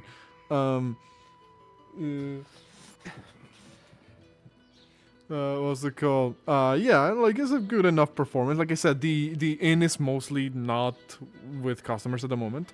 There's like 4 or 5 other people here besides you guys that look like they could be locals, and just kind of here, having a drink. They didn't know that there was like a segment, I guess like aside for you guys. What's it called? But even then, when they see this, they kind of like nod along and like tap their tables. They don't really clap per se, but they're kind of like trying to make like a beat, as it were. I'll say Ace at this point, like you see the band, as it were, has already kind of made their way from like around back, and they're currently going to begin playing their little impromptu, I guess, performance, because they're not really like a proper band, so they just kind of start playing whatever they can. What's it called? It sounds kind of similar to what you're hearing right now, which comes from the Baldur's Gate 3 soundtrack. What's it called? It's just kind of like this very general, like upbeat, like tone that, hopefully, is done in a way that suits you guys. Like you see the faces on the performers; they're like nervous at first because they didn't really expect like this very interesting looking crowd. I guess. I guess they should have known when they met Ace. And If go ahead. Atlas will allow Valencia to take the lead, Valencia will just do like one of those like noble ballroom dances. Yeah. Where you just kind of like stepping. He's doing a waltz. Yeah. Like, as like, like Atlas manages to keep in time quite well, actually. There's clanking to it, but like I'm gonna be honest, when I heard Atlas dancing, my brain just thought of fucking Ida from that one episode where they did the play and the My where they fucking did the god, music yeah. show. And he was doing the robot. You know, I think that's probably what most people would expect. But Atlas seems to be kind of like able to keep up, kind of like surprisingly. Maybe not surprisingly for Valencia, because I suppose, you know, like this is like what knights train to do for the most part. But it's oddly graceful in a way that's still obviously very like heavy and clunky, especially because of like the massive fucking height difference. Mhm. What's it Roll called? performance. Oh yeah. I am going to ask if I can roll like acrobatics instead, because my charisma is -2. And Atlas is very much like Following. taking dancing in the sense of like mathematical like precision, and like taking it in terms of like beats per minute and rhythm and everything, rather than like trying to make a show of it. Let me see You if know- I can re-roll this. I sometimes forget that you're an intelligence paladin instead of a charisma paladin. So I'll allow acrobatics for this as well. Yeah. You'll get him next time. Oh my god. But let's see. That's Tactical- still an 8. What's it called? It is still an 8. I'm going to fucking use up my inspiration for this one. Okay. Might as well, right? Mm-hmm. Got on the this same counts as an session, gone ability on the check, same right? session. Yes, it's an ability Yeah. check, yes. I'm gonna add a D10 to this. Okay. Yeah. Truly. Oh, surprised you're not- 11. I'm surprised you're not also guidancing yourself.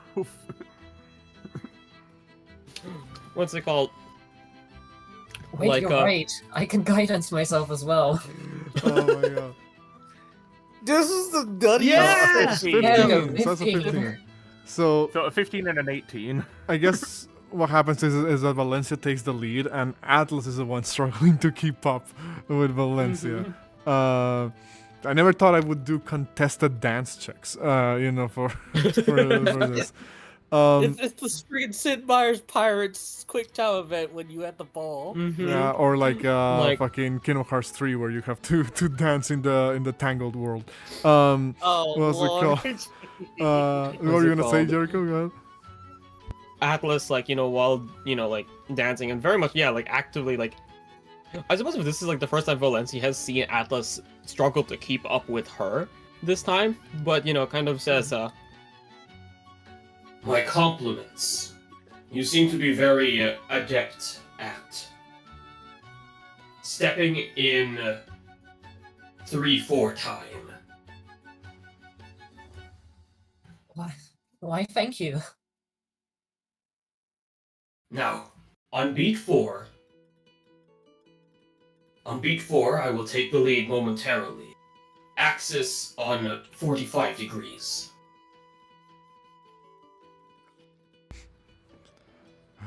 Okay. Atlas, To that, slightly confused. Slightly confused, but what happens is, like, you know, on the 4th beat, you are twirled. Oh, okay. I mean, sure, I won't ask for a check for that. What was it called? Also, you let For shits the voice mod on during that. What was it called? I have go a ahead. shits and giggles thing I want to do. Okay, sure. What do I roll for or how smooth Signis can do a moonwalk? Is that? I'm not even sure if that's like a dance move. that I dexterity would saving know. throw. What's it called? But like, I'll let you make me like a dexterity saving throw, a dexterity saving throw, or a performance check again. Because you're trying to, I guess it's a move that really needs you to coordinate your leg movements to pull it off. Sleight of feet. Yeah, sleight of feet. Yeah, sleight of hand, I guess theoretically. What was it called? Also, welcome back. Yeah, I'll say that works. 19 performance. You see as Signis begins to perform this dance move that looks like he's supposed to be walking in a particular direction, but he's actually moving the opposite direction of that. It's quite mesmerizing for most of you. What's it called? I just imagine the bar patrons are like, oh! You hear one of them go, sorcery. What's it called? It is the forbidden gravity magic. Ace just cocks her head like, what in tarnation? What the fuck is he doing? Can Shilbert try to help the music with the war drum? Sure. You're gonna add an extra instrument on there.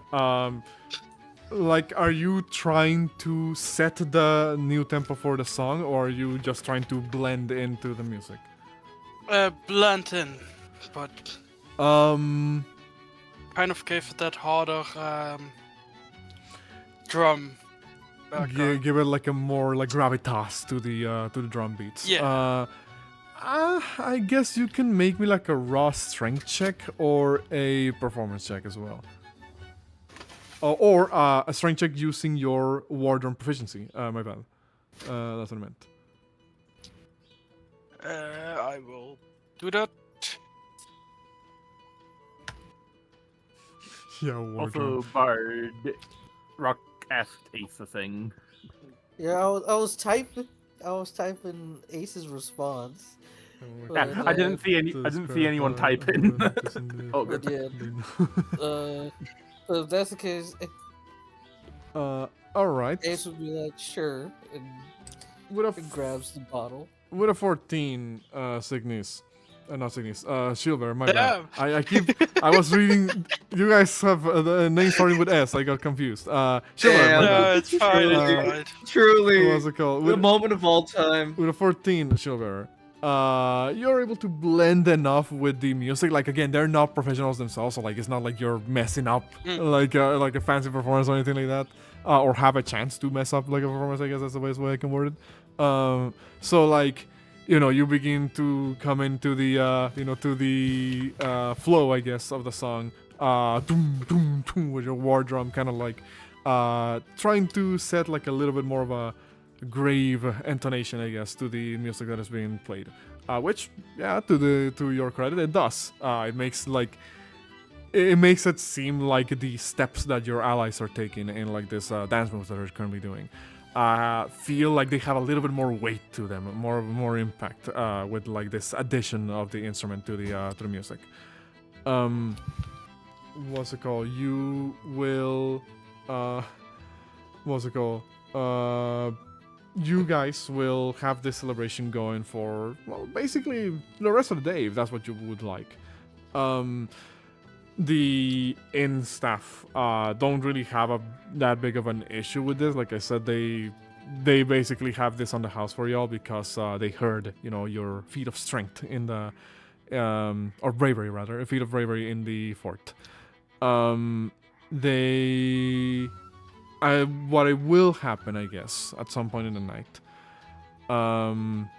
is that there will be like a sound that comes from outside for like a couple of seconds, of like the town crier, as it were, doing the hear ye, that you would hear from like, the outside. There ye! I don't care what the historically accurate version was, Bart. I'm going with No, Ace is just being an asshole saying that because she's a little bit tipsy. Oh man. I assume Signis has only had like one glass of wine the entire time. Just They like, don't have a lot of spaced wine the in this. fuck out. They don't have a lot of wine in this inn anyway. But like they. Yeah. But I mean, there's some decently aged dwarven booze courtesy of Rock if anyone takes some. Unless Ace is just yeah, left with no. the bottle. Ace has But, been drinking it. I think Signis would like go out to like actually like hear out the town crier because good news is news, and if for as long as the town is not aware that he's fucking wanted, that's a good thing. Yeah, you hear when the town crier is saying, "Hear ye, hear ye." you hear Ace from her room saying, Saying what? You kind of. "There ye, there There ye." you. Kind of tips. Welcome back. Yeah, no, like you would hear the town cry at some point during the course of the night. Like, make an announcement of sorts. For the most part, it's kind of very innocuous thing that is very, very local to the town. But you catch a couple of things here and there, where the town crier seems to speak about a sudden drought that has hit some of the rivers around the town. It's kind of the announcement kind of goes something like, "The wells on the west and northwest side of town have begun to dry up. Please, citizens, try your best to just use the amount of water that you require, not more nor less." You hear announcement like that, and you also do hear another sort of like announcement that seems to be less of the town, more so like general news that seem to be hailing from other parts of Drangleic. You hear that the town crier kind of goes something among the lines of, "News from the eastern frontier with Alken. The Iron King has declared an undead hunt in the region of Huntsman's Copse. Drangleic troops stationed at the border are to remain on high alert. Any travel made from Drangleic to Alken must be done with great caution and care." You hear one of the announcements of the town crier. Undead hunt. We'll have to discuss that with the group.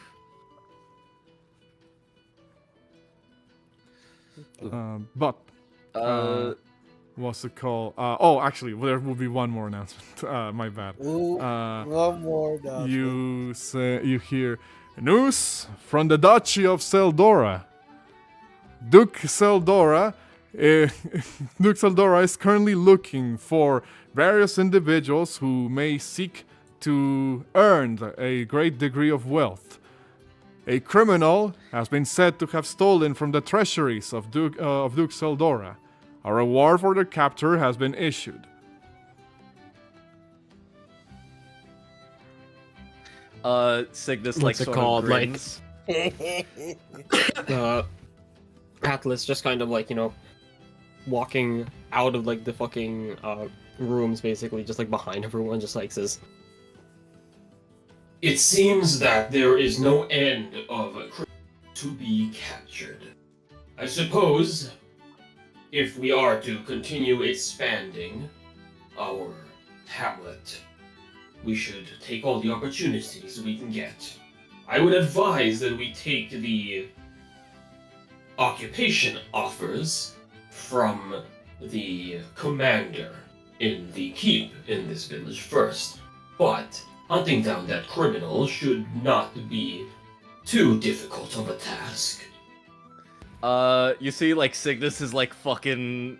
It has this like smug fucking grin as he like looks at Atlas and says, "You wouldn't really be doing much hunting, I don't believe."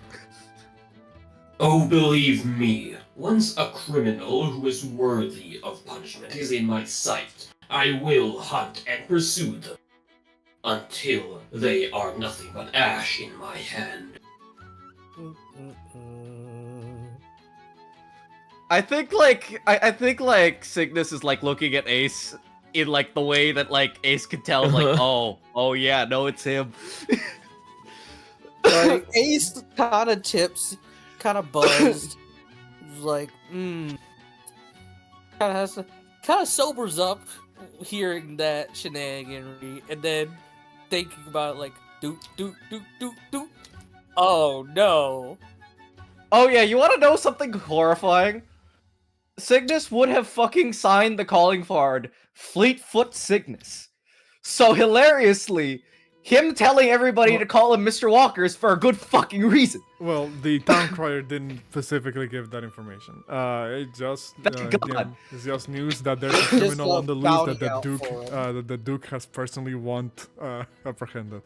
And I guess Well, I was trying to make acquaintance with the Duke, so this presents a perfect opportunity. Well, we'll see. Well, Go ahead. Signis would would go up to Valencia and say, I believe I have something that I need to explain to you. Actually, no, he wouldn't go up to Valencia. He would just go up to Shieldbearer. He would just pull Shieldbearer aside slowly. I just imagine. be like, I don't know Dude, why. what do I fucking do? Yeah, I don't know why I imagine Signis. no. I don't know why I imagine Signis like turning to Valencia and it's like, there's something I need to explain to you, and then just leaves and goes to Shieldbearer.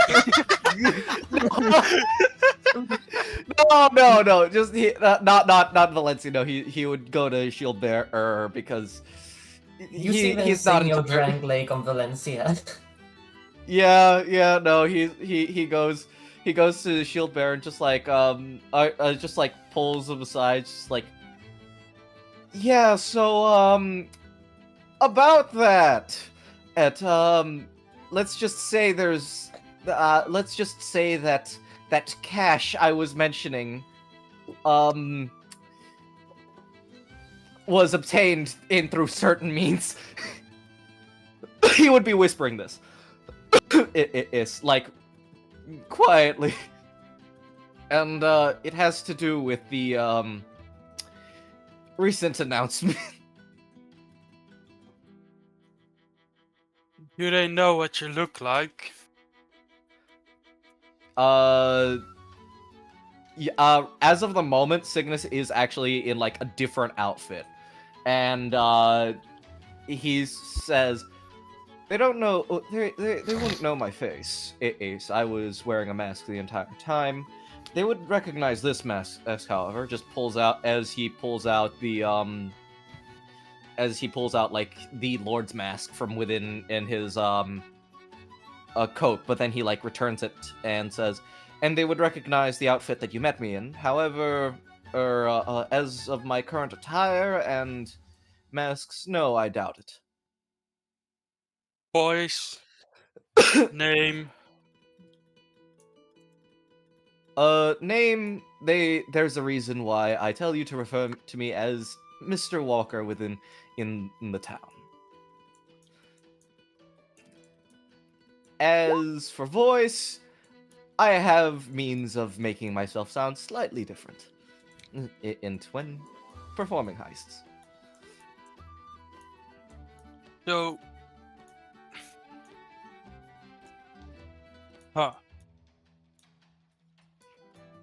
Yes, a few of our group members might not be too keen about this.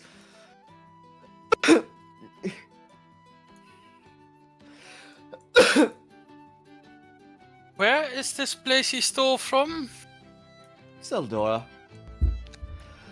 Back. Back to the map again. Back to the map Sorry. again. Duchy of Seldora. It is a region that lies smack dab in between the territories of Drangleic and of Alken. Also partially bordering with Elium Lois to some extent. It lies, if I can pull up the ruler tool here, all the way over here. What's it called? It is separated by a series of winding roads and a slight mountain range. There's a number of ways to get to the duchy, both by official pathways, but also some people, very few people, attempt to reach the Duchy of Seldora by crossing a territory of the Girm, which are very antisocial, shall we say, against most humanoid races. the Germ are, I mentioned this during session 0, but I'm just going to reiterate this for both you guys and the audience. They are basically the Dark Souls equivalent to dwarves. They live inside massive cave systems and are very Diggy hole. I guess, and are very adept craftsmen and artisans. But they are also known to basically not like anybody outside of themselves. They tend to be quite, I guess, secluded. And those of them who do interact with people outside of their own are the outliers, I guess, of their society. Well, you want to go all the way to Seldora, you have to go through a couple of hoops and jumps to get there. What is their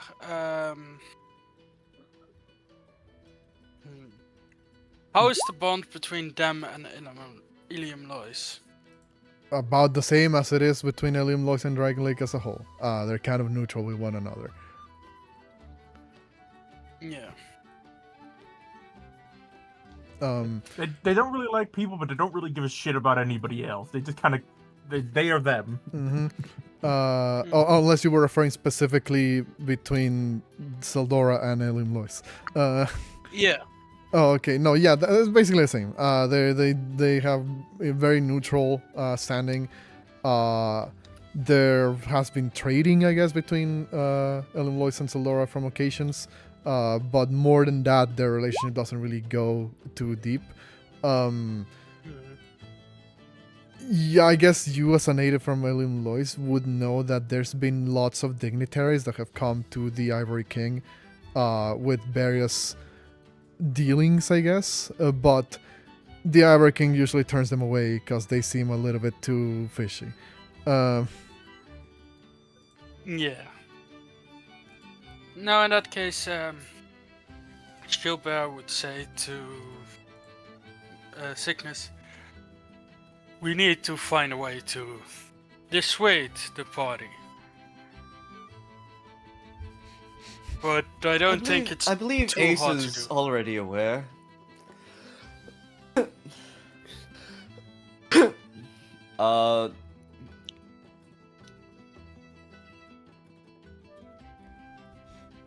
I don't think it's too hard to do, so just get through the night and we'll go to the general post in the Truly. fort? No what? The one that wanted us to hire The us. commander. Captain Drummond. Commander. Captain Drummond. You guys keep saying commander. No, it's not Gaius. Yeah. What was it called? It's Truly, we can. it's not Gaius, even though I give him like a pretty similar voice. But yeah, no, it's called Captain Drummond. Seems to be like the one in charge of that particular segment of the fort that you guys were at. Yeah. He said he had a couple of things that have been kind of requests, I guess, the townspeople have put to the guard, but that the guard doesn't necessarily need to handle on their own. That being said, you guys prove yourselves to be quite skilled, so the captain offered you the deal of like, if you want to look into any of these, I'll pay you an amount. Yeah. So So go ahead. Shilbarotai. We could just go to Captain Drummond's for some quests, and I want to go after the bounty of armor. Dennis, that should keep them busy for a while. Sounds like a good idea. Petty thief is not high. Once we get the cash, I have a feeling that I'll have to explain myself then, at least somewhat.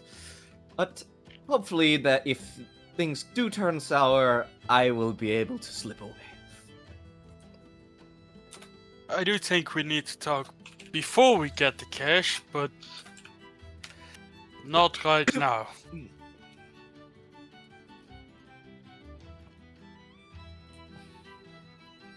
Indeed.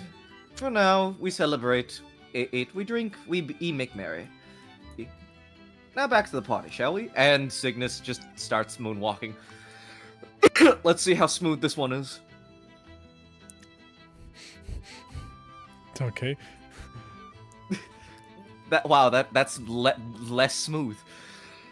I mean, it's still good enough. I guess the average person is probably gonna have a hard time replicating the move anyway. So, I'll say you pull this one off as well. Again, maybe not as smoothly as the previous one, but it looks good.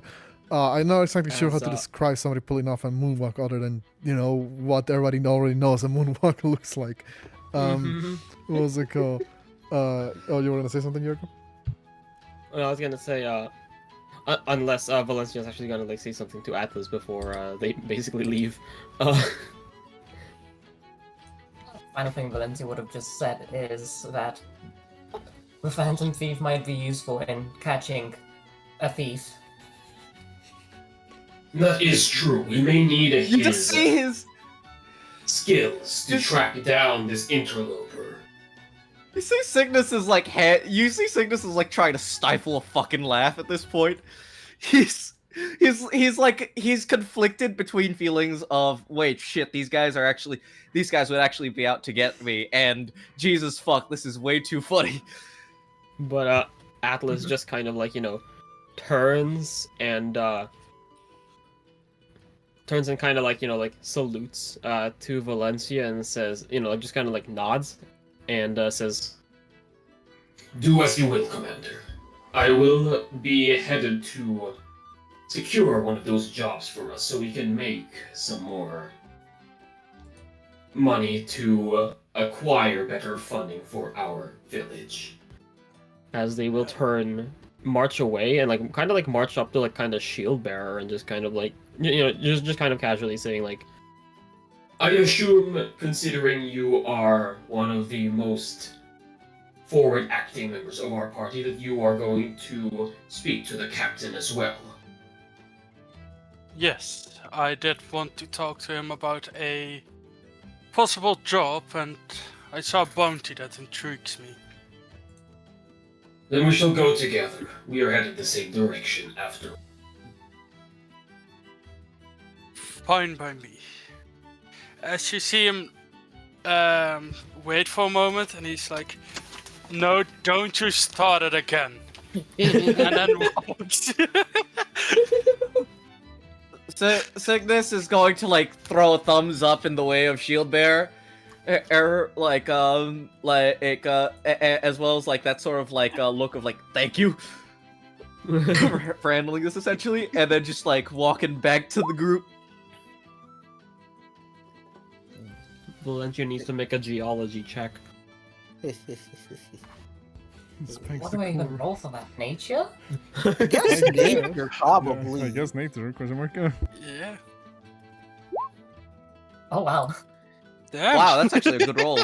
Damn, that's a -1 too. It's just I've been rolling ass all session. I don't think I've rolled above a 10. You don't God. understand. We all love rocks. So, Jericho, what are these rocks that were given to Valencia? These rocks are clearly of some strange shape with a lot of cracks in them, but not cracks as in fragile, but more that they were melded together through pressure. And with that 15, I suppose you recall in a textbook that you read during your nightly studies that these are rocks that are able to withstand high amounts of heat because they were formed by heat and therefore are difficult to malform, and they are of the type metamorphic. Oh, I for a second there I thought you had fucking made it melted rock into lava and made fucking granite. No, this is just fucking metamorphic rock. I mean, I think granite is also metamorphic. Yeah, No, it's igneous. Wait, Oh, No, yeah, granite's yeah, igneous. yeah. Oh, yeah, granite is igneous. You're correct, yeah, absolutely. Metamorphic is purely pressure. Igneous means lava. Yeah. No, okay. it is, yeah. Metamorphic. On definitely. Valencia's perspective, because she has fire breath, she just considers these to be like Valencia-proof rocks. Yeah. Yes, I indeed have the rocktism. Good. We need that. Ace kind of looking over Valencia's shoulder, like, well, Wait a looks minute. looks like they gave you some of their rocks from their rock collection. Looks neat. I think they Valencia's- look like perfectly. I think they look very good. Lady Valencia says Fern. They are pretty. That's Should just kind of thinking. Cersei looks at you and says, "Should we perhaps?" I apologize. I'm unfamiliar as to what to do with this. Should we perhaps embed them into some of your outfits? No, they won't look like jewelry. What do you suggest we shall do? You She could looks simply at keep you. it as a trinket. I'm not quite sure. For now, I shall carry them in a pouch by my side.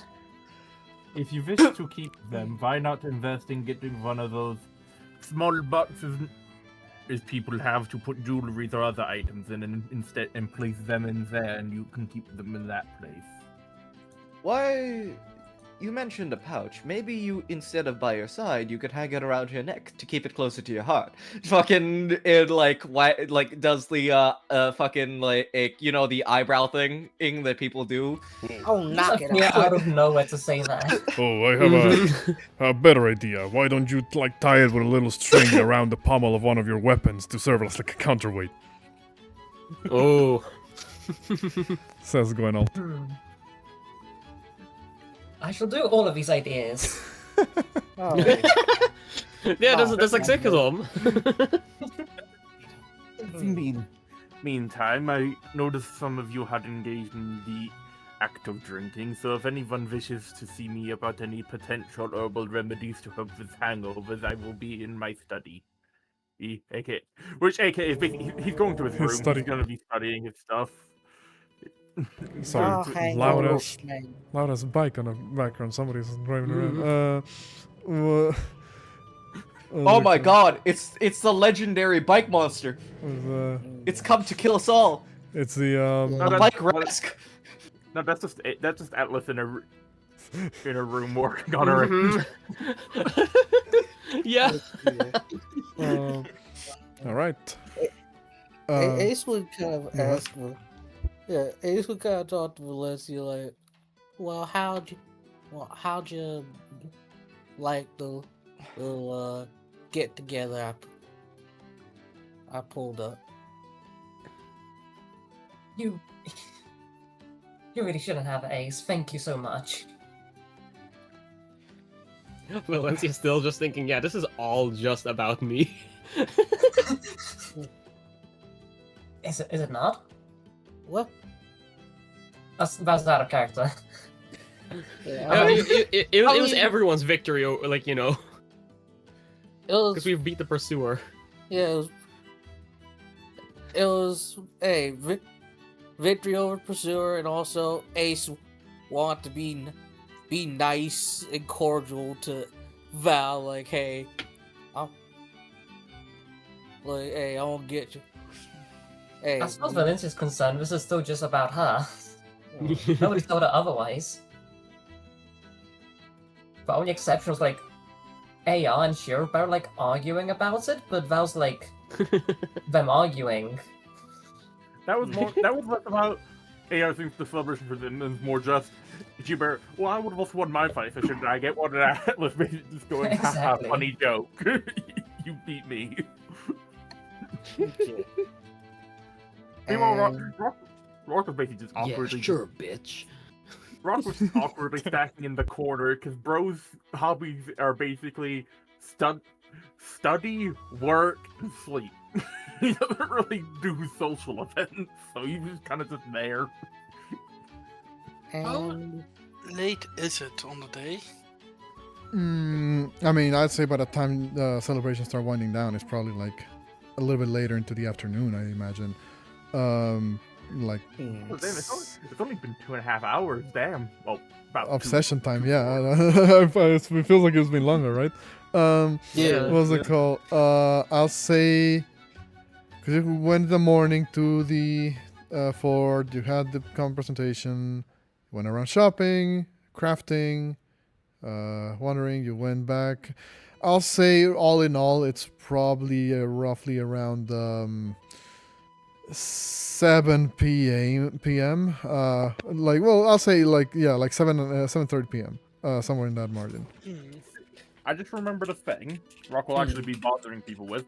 I almost forgot, in character, we haven't discussed everyone paying for the farm yet. I think we just kind of like figured that like we just did that out of character I at think- some point. Yeah. Yeah. Okay. Yeah, I just remembered that something. Oh yeah, Rock never really mentioned that the deal for the farm stuff. But, No, Shuba would say to AR, like, do you think it might be smarter to go to the captain tomorrow? The captain is a military man. That means that they are always busy and should be always vigilant. We should be able to bother them right now. Both of those are correct, but his fort was just infiltrated by the pursuer. If they have any problem with dealing with our presence, then it will do nothing but strengthen their defenses and countermeasures.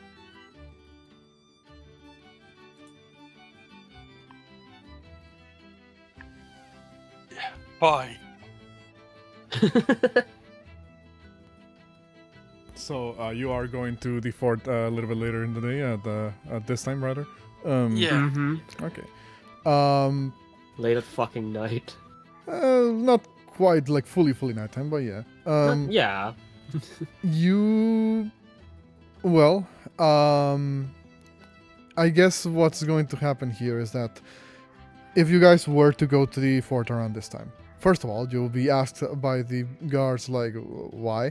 But then you will be, after a bit of conversation, they'll be like, oh yeah, you're the people from the thing. Okay, come inside. Let me switch to more appropriate like music here, I guess. You will be brought into, Fort Colonel once again. Where you will be able to meet Captain Drummond once again. Hold on. You will be able to meet Captain Drummond once again. He is brought over to you, well, rather, you're brought to him, and he will look over at you guys and say, it's you. I was beginning to wonder when I might meet you again. I take it you took your time off resting after this morning's incident? That is correct. Wait, go on. No, Shuba is just like, resting? I've been doing things the whole day. Kind of raises an eyebrow and says, well, I suppose I can respect someone who keeps their idle hands busy, so to speak. Now, I was told by my men that you wish to seek me to discuss the assignments that I mentioned in the morning. We have still some of those available at the moment.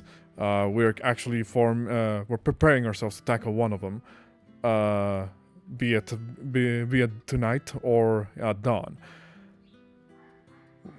He kind of Be that as it may, Go ahead. AR296158, reporting for duty. My specialties are seek and destroy, hunt and pursue, destroy, and any structures that require demolishing are also within my purview of expertise. Thinks for a second and says, well, I'm not entirely sure how much destruction must be needed in this particular assignments, but he kind of has one of the privates like show up and hands like a parchment, and he hands it over to you guys. It's like a copy, basically, of the notice board of the town.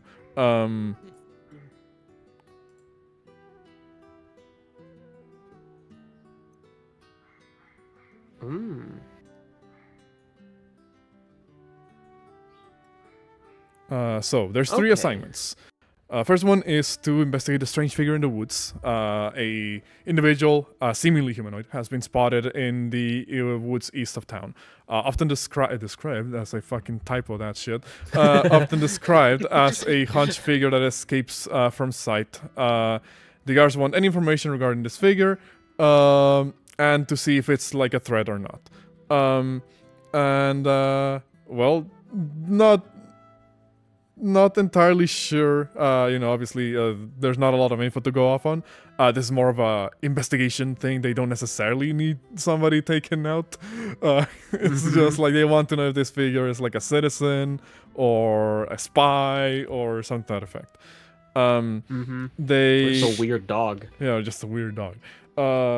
They have the water supply thing that I mentioned earlier. Where some of the rivers seem to have suddenly started like drying up and making it so that the wells are rendering like less water, and so they want to figure out what is causing this, but obviously that requires tracking down like the actual like source of the river, as it were. And finally, the rumblings. Tumbling rocks have been heard throughout the western like shores. And they're trying to send out like reconnaissance teams to figure out like what this could be, but they it's like a big area around Fort Cardinal, so they need the extra numbers to cover like the spots that the troops may not be able to cover. With that one word, you've activated every Attack on Titan fan in a 5-mile radius. Thank you. Sure. Damn. What's it called? What's it called? Atlas just kind of says, One area of expertise that I failed to mention, and perhaps it is the most poignant one, is tracking, identifying, and threat assessment. This first one would be rather easy for me to carry out. However, it seems that the easiest job is also the most lucrative. So that may be of consideration. What about you, Shield Bearer? What are your realms of expertise when it comes to mission-based tasks? Question out of character. Did we come from the east side? No, you came from south. You came from the south of town. East side effectively puts you closer to the territory of the Shaded Woods. If you like, depending on how far you go, obviously. You're not being sent all the way to the Shaded Woods, obviously. But like that's roughly in that direction. No, but I still have a feeling that we met someone that fits this description. No, you may, if you're thinking about Fate, you met him while you were on your way up from the southern path. Signis also already reported on him. Things report fucking snitched on Pate to the town guard. Damn. They didn't specifically notice anything weird like about him. Well, obviously he's not there at the moment, but like they were like, all right, we will make note of this individual. If he shows up at like the town's gates, we'll Well, individuals. I think Signis relayed Pate, but also like the other guy that we fought and took out. Woodland children, the Woodland children, Gully and Victor. No. The one that we did between. The knight. What's the weird knight. Okay. Well, I will just say, like, so you guys, it's kind of clear. This request doesn't seem to be referring to the region where you guys found Pate at, so it's likely somebody else that this is referring to. Yeah. Shilber says, although I think the investigation might be the easiest for us, I rather help the people from this town and find out why the water supplies are running low. Atlas kind of like, places a... Well, they don't really place a hand on their chin. That's not really a gesture that they do. But what they do say is just kind of like, after like staring at you for a bit, it's just like... While I do not understand the priority of tackling this task as opposed to the other ones, considering they are not directly pertinent to us, I can respect that if this is the job that you wish to do, then perhaps you are the best suited to do it. However, I will warn you that I, for one, am admittedly not entirely fit for investigative tasks.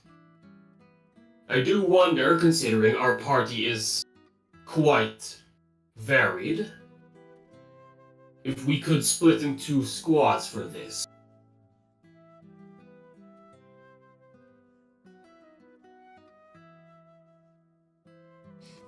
Like, are you asking Captain Drummond or? No, asking Shieldbearer. Yeah, Like, he's, just his opinion on it. he's thinking about it.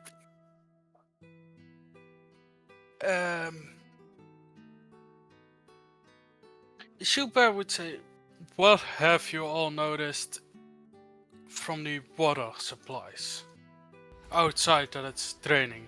It's pretty recently, according to my man's reports.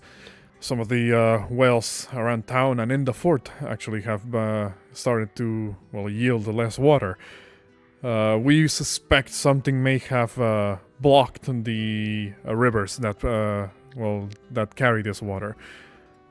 We would need to send people over to follow the rivers until we find the source of it, which, since we don't exactly know where the blockage is happening, could either be a long trek or a short one.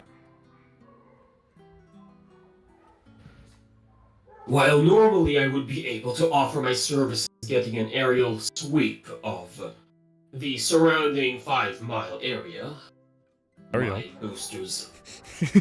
Looks over at you. Wait, what do you say? He raised an eyebrow at the, aerial sweep. Oh yeah. But like, just continuing because it doesn't really notice, but like... My boosters are currently incapacitated for the most part, and I can only achieve my level of motion for around 6 seconds at a time. Unfortunately, we would not be able to do this quickly, and that is one thing that I am wary of. He nods and says, it's not. The wells haven't completely dried up. I wager we still have enough water in them to last perhaps another week. The way things are going, however, it does seem to be a progressive effect.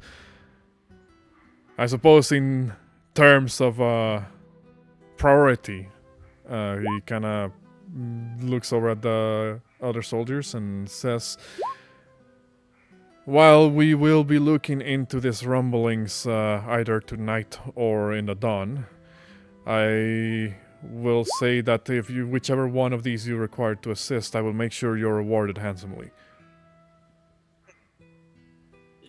You would look at it. He says, I don't think splitting up is the smartest idea. Even though I don't think the strange figure is dangerous, I have a gut feeling about the water supplies.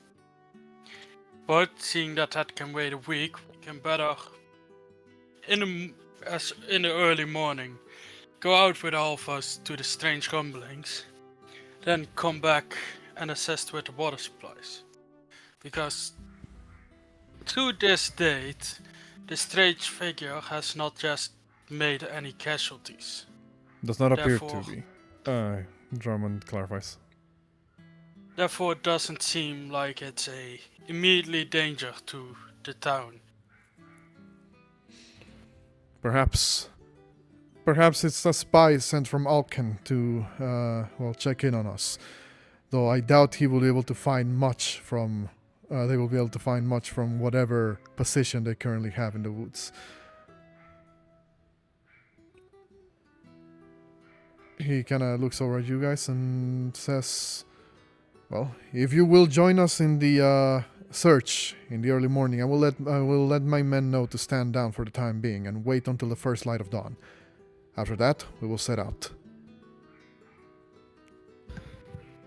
Understood. These parameters are perfectly acceptable. What about you, shield bearer? Early dawn should be plenty of time for us all to rest up and get ready.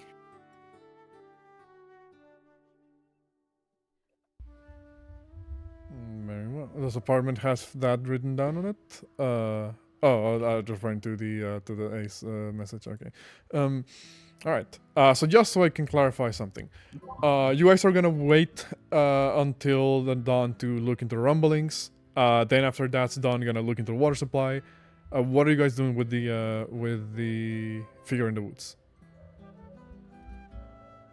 I feel like this is a mission that Atlas will say that, like, no, I am happy to undergo. But as Shieldbearer does point out, this takes a little bit low priority, so I think, like, maybe we can do that last. Super would say, how far are these woods? Kind of points from. Remember, the fort is like elevated from the rest of town. So he has a pretty good vantage point from the eastern woods from here. Kind of points in that direction and says, the last report we've heard of this figure was spotted roughly around 2 miles east. So relatively close to town, but at least close enough for us to take notice.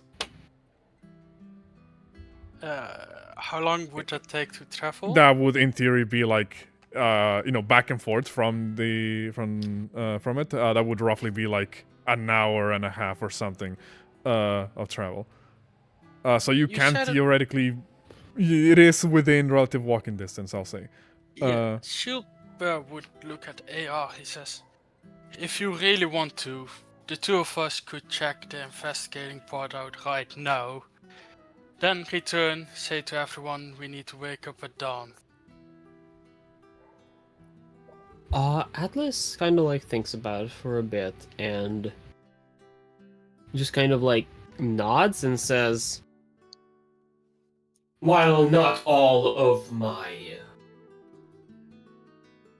gear has been properly tended to, I would say that at the very least my vitality is up to snuff.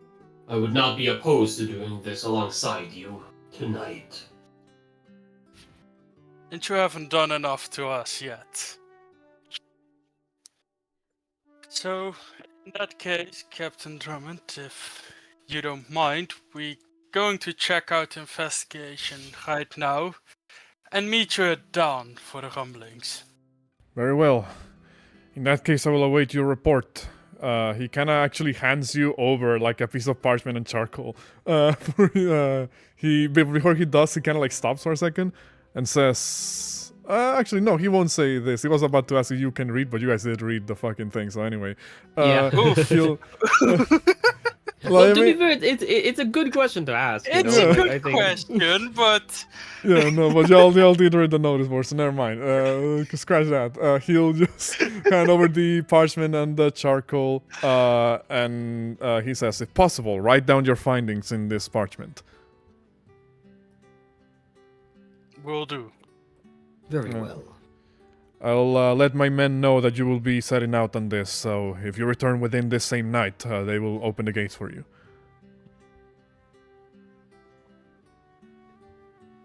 Well, AR 296158, shall we? They just kind of nod and, start to head off. You would notice that this would be the first time he didn't use the Lieutenant Colonel And yes, it was on purpose this time. Mm-hmm. In that case, dismissed, says Captain Drummond. You're not really one of his troops, but like he says that anyway. Yeah, it's force of habit. Yeah. Gilbert immediately does the salute as a force of habit as well. So, I will ask, Shilber and Atlas, are you letting the party know that you're going to be doing this? I think Atlas probably would say that, like, we should, just to keep everyone updated. Gilbert would say we could send a guardsman. What is it you guys are going to investigate? Are you investigating the well, or are you Because- guys checking the... The investigation on the strange person. But Gilbert would say, we are string for time if you want to sleep for tomorrow. While normally I would not wish to waste so much time. You are correct. I will probably need some amount of rest after taking a beating from the person. Then in that case, Taking a beating? Perhaps we should send a messenger. And yes, for your information, I was on the front line, dealing the most damage to the pursuer the entire fight. Or perhaps you have forgotten my ability to pummel it into the ground while you stood on the sideline. I actually think the arrows did the most part. Because I commanded them to. Funny that, right? Only being able to command. The ability to command is the utmost importance in a life or death situation. If you are unable to maintain any form of command line, then you will die on the spot. That, But I by the way, suppose an you- apprentice knight in training would not quite grasp the intricacies of leadership. You considering seem, we're but a whelp. You see him white when he talks to you back. He's like, well, that would be right, but wouldn't you be a good follower? Unable to move along your own path? Always doing your quest. So just keep quiet and listen to what the real leader has to say. For your information, I am an incredibly good follower, as I was the only one concerned with keeping the chain of command, to the point where I appointed arguably the best possible leader for our group in Lady Valencia. So I am able to handle both aspects of being a good soldier. If she's such a great leader, why did you ask Shieldbearer to come along? You hear Because one we of were going the the same direction. you hear one of the soldiers in the fort say, "Clear off before you start any trouble."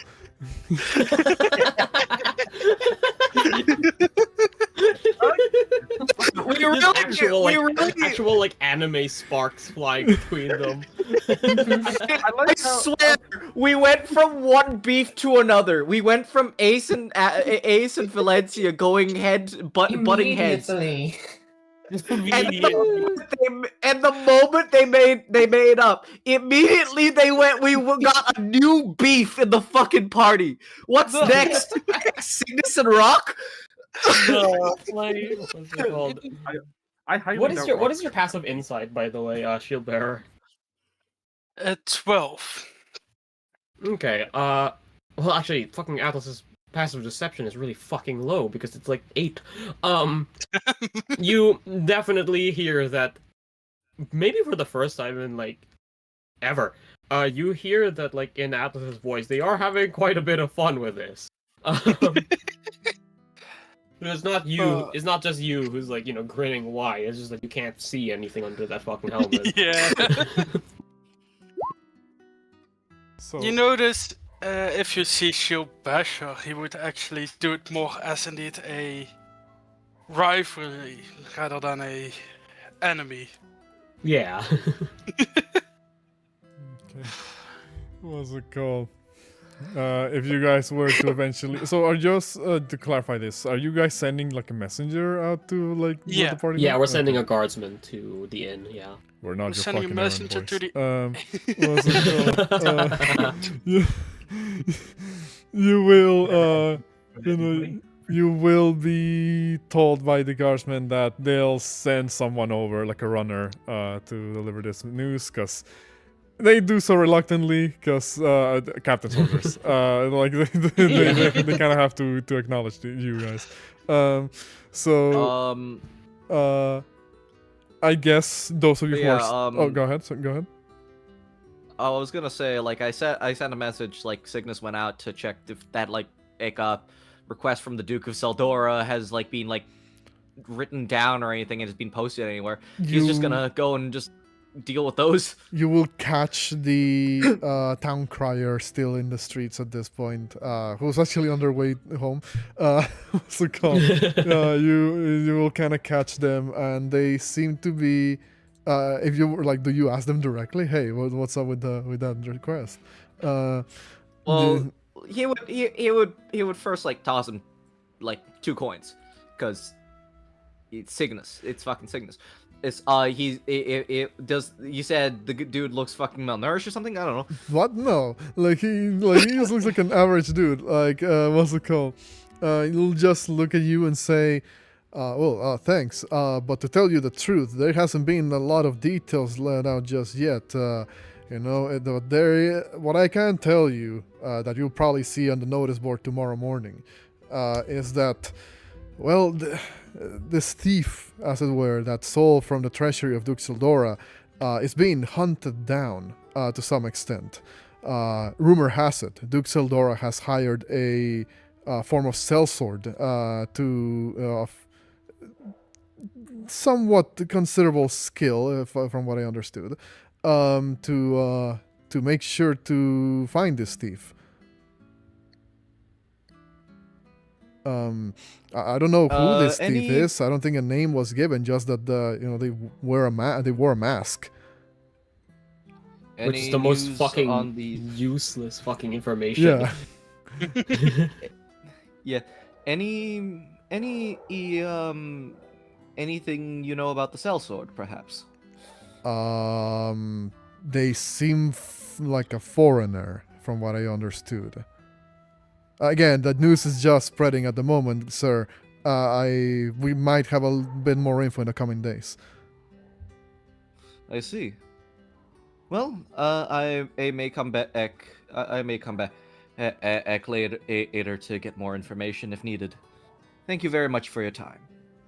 Nods and goes to sleep because it's fucking late. On the floor? No, he goes to sleep into his house, fucker. Just fucking ragdolls on the ground.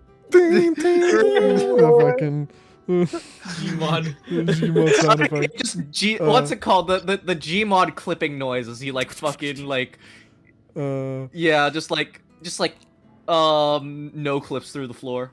But eventually, those of you who are in the inn will receive the message from Atlas and Shieldbearer via one of the runners of the Drangleic troops. Like kind of like the scout with very light armor. Just kind of shows up at the doorstep and says, "Missive for the individuals known as." How would you send this message? Question mark. Shieldbearer and Atlas. What's it called? If Atlas was allowed to fucking speak to these people, which, maybe not too big of a mistake, Atlas will refer to them as, like, what's it called? Lady Knight, Phantom Thief, Vagrant, and Doctor. Missive for the individuals. The Doctor. Missive for the individuals known as. Instead of Vagrant, was it?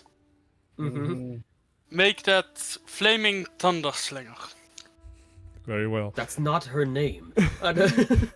It is So- now. The courier shows up at the inn. Can we have a fucking conversation about mentioning phantom Yeah. thieves for God's Yeah. sake Yeah, you did. in character.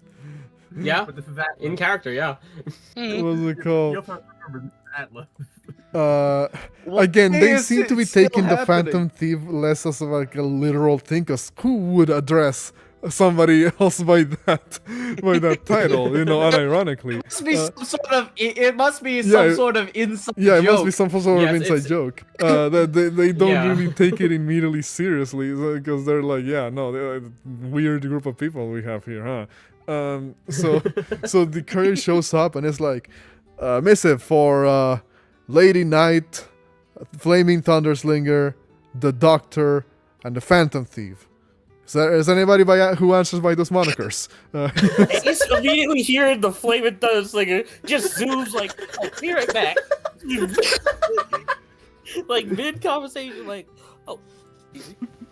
Yeah, kind of like straightened up her hat, looking all trying to look all fancy. Signis says nothing. Yeah. Ace the Flaming Thunderslinger, might be for me. Right. Well, What is it? Your presence is required in the eastern woods, around 2 miles east of town, by the individuals known as Sir Atlas and Sir Shieldbearer. Well, he wouldn't say Sir Atlas. He would No, say I think he probably would say Sir Atlas. I imagine Atlas tries to like tell them like their full AR designation, to but the- Shieldbearer like steps in, it's like just Atlas, just Atlas. your presence is No, required it'll probably due be Shield Basher. Your presence is required due to an ongoing investigation request that your allies have taken from Captain Drummond. Sorry. Well, looks like we got a job. Thank you, kindly. Understood. We'll be there right away. He nods and yes, runs after doing a salute. So, like I said, I do this to help you in your night of the stars. Get on with your canoodling and whatever you got wrapping around your noggin. Can we discuss with someone more private? She looks around. You see one of the barsmaids kind of like look over and says, "Oh, Like, Ace was I- more like whispering that, like, I didn't hear anything." She says, he just walks away. Ace kind of Ace kind of slide the silver piece and then go and take it, friggin' Takes the silver piece, looks at it, and says, "Oh, who are you again? You must be new guests around here. Please make yourselves at home." Yeah, Ace is the friggin' criminal. Just goes- Ace is the friggin' criminal. She knows the shenaniganry. Valencia already shuts the door of the tavern as she's left. No, just like leaves the like main area empty. Fucking locks the door behind her. Have fun. .png. Alrighty. So, I help y'all, and in exchange, I'll ask for a favor from you at a later date. I won't tell you what it is, because this is a big thing for you, and well, and a big favor at a later date seems just as fair. I ain't insulting your honor. It's just me being friendly. You seem very insistent on this.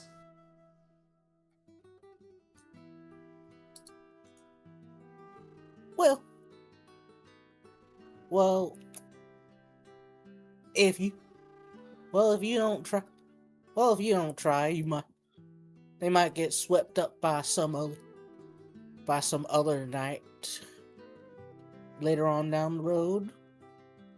He's kind of like giving Valencia like a curt look, kind of looking at her fingernails like, oh, like seeing if she gets if that makes her jealous. Like, oh crap. Like, I guess what's your passive insight or whatever? passive insights. Let's see. Passive insight would be what's my insight? Insight's a 10. Okay, Valencia has a passive passive insight would be a deception of 13. So you don't see anything, but you can still make your assumptions. Yeah. Where is this located again? We basically like outside, like somewhere more private. So Yeah, no, Signis is in the fucking tavern again. Goodbye. well, but seeing that, and I at least I like to help out my friends, and you Val are someone who definitely needs some assistance. I most certainly do not. I understand standard courting etiquette. Okay, first things first. If you're trying to, and he's kind of this is her and her shenaniganry, like, aha! You just ratted yourself out. Wait, you...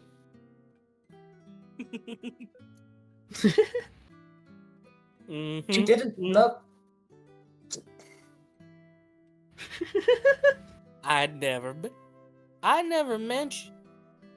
mentioned anything about courting. I just repeated off what I heard from your little journal writings.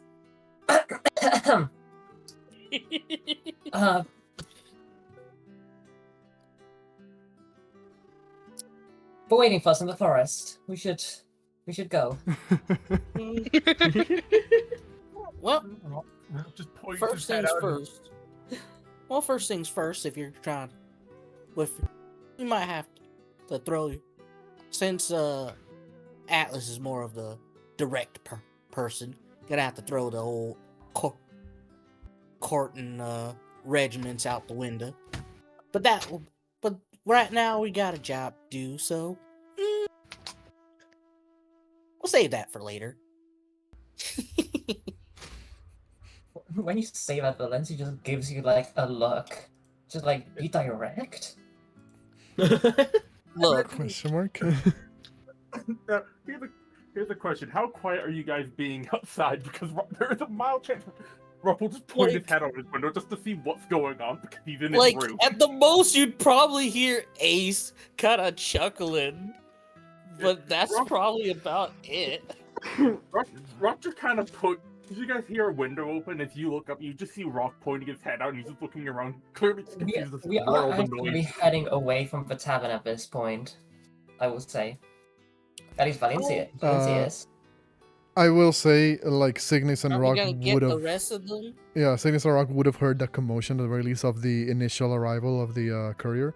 So you would know something's going on. Also, I don't know if Atlas would stop Shieldbear or change the message, Oh no. but Shieldbear Getting would it. definitely tell people like, hey, the next mission is at first dawn.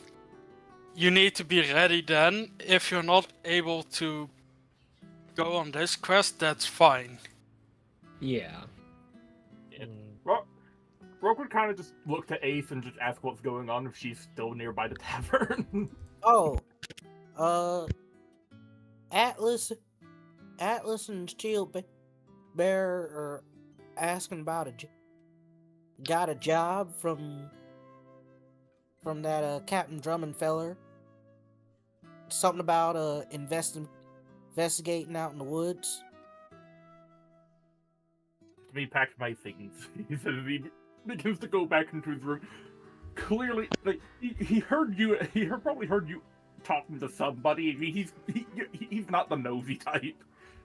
He respects privacy. So he just goes and begins packing up his kit as he begins heading downstairs to head out.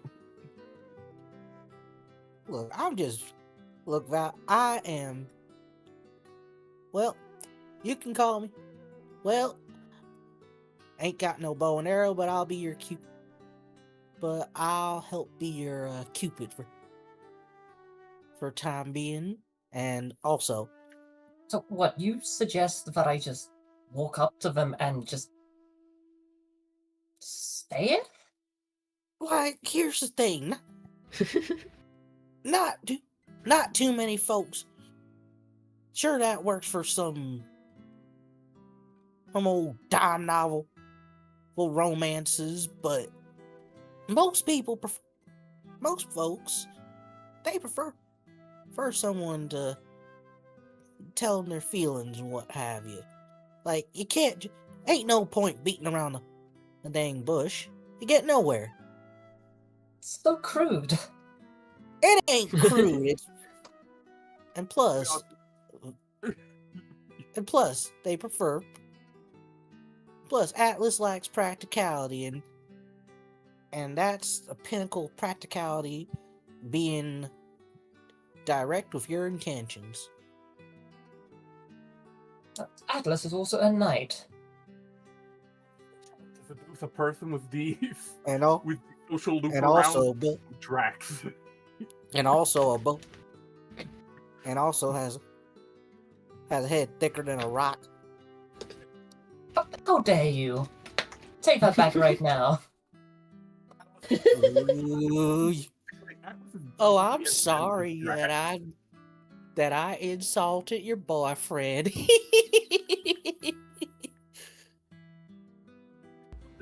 All right.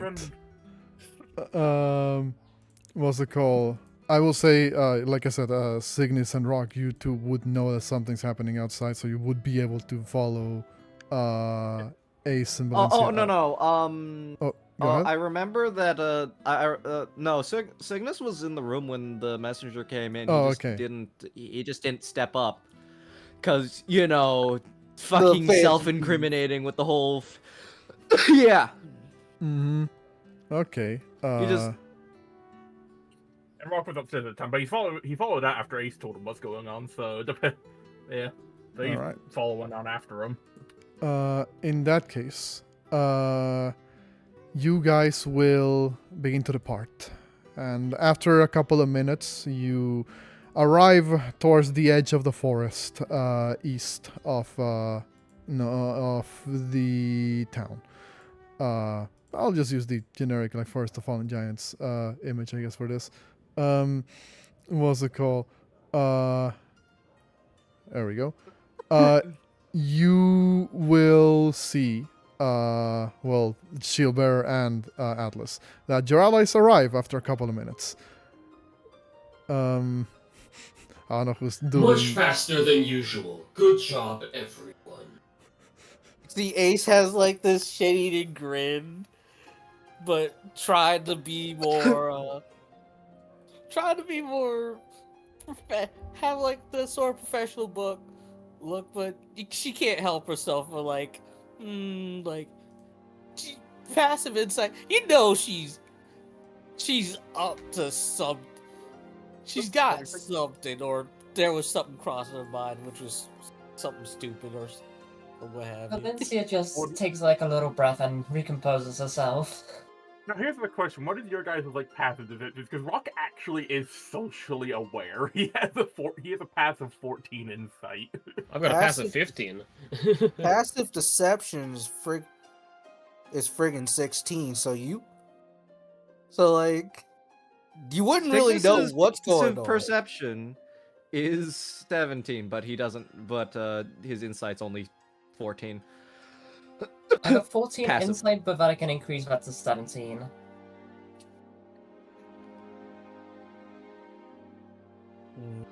Do you want to though? Well, have we even had a long rest? No. No. That's why Exactly. the message said like, hey, only come if you feel good enough. But unfortunately, this party is incredibly full of ego. Other than Rock, Yeah. who is incredibly full of I want to do my fucking job. I still have all my shit. I've still got 20 bombs. Signis just finds this fun. I've got a bunch of bombs. I've got all my poisons.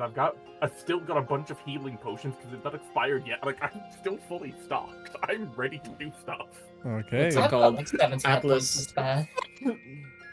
Atlas will kind of say, I hope that you will all take this as a good lesson as to how fast we are supposed to walk when we are actually traveling somewhere, especially when it comes to coming closer to identifying the. However, for now, I will commend you and tell you that we are on the lookout for a mysterious figure, and we should all be on high alert. kind of looking at what's it called? Ace saying, And whatever inane little scheme that the vagrant is cooking up can be left at the door. For now, we are under the service of the captain and this keep. I shall scout ahead and look around. Signis is just gonna fucking disappear into a bush if he can. Okay. Well, you were told that the last rough location where the person was spotted was around like 2 miles into the forest. Well, 2 miles away from the village into the forest, rather. How dense is the canopy? Relatively dense, I'll say. You see that it's all kind of covered in like this layer of overgrowth, I guess, bushes and the like that have, well, very clearly been allowed to flourish without the intervention of humanoid hands, so to speak. So if Rock was flying above, he wouldn't really be able to see the ground. Not much. You would be able to see that there's spots here and there that are like clearings, where it does appear like segments of the forest are not kind of like super dense. But I mean, you can still try to like keep up with the party like through flying above.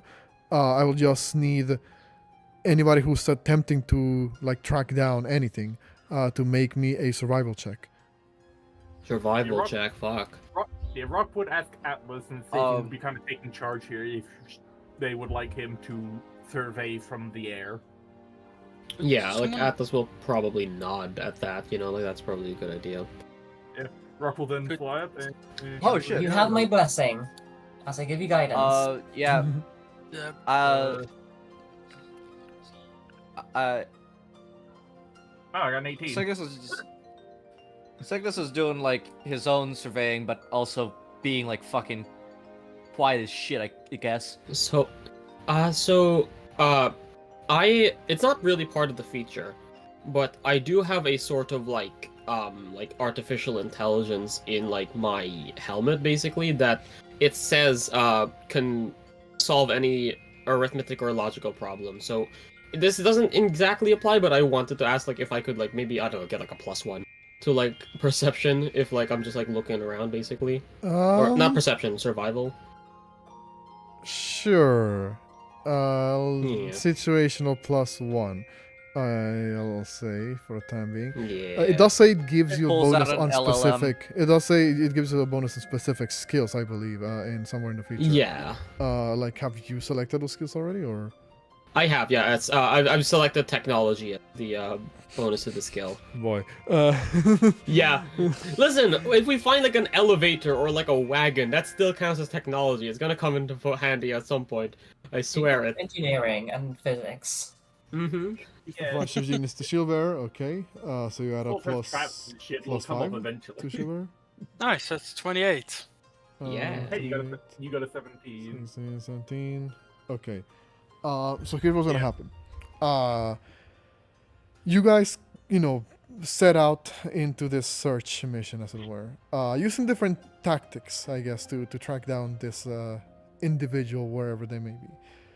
You get to roughly around what you believe to be the estimate last known location of this individual, and begin to look for tracks. Some of you look from above, some of you look from the ground, trusting your instincts or tools in some cases, that you would be able to find at least something to track down this individual. You catch a couple of things that you find odd. You see in segments of trees how there's these clumps, as it were, that have been hooked onto the have been caught rather on short branches of the trees. Clumps of leather and fur, as if something got caught into this and like caught into the branch. I guess I don't know. That's the best way I can describe it, I guess, for the time being. Yeah. For some of you who rolled like a little bit higher, like actually most of you,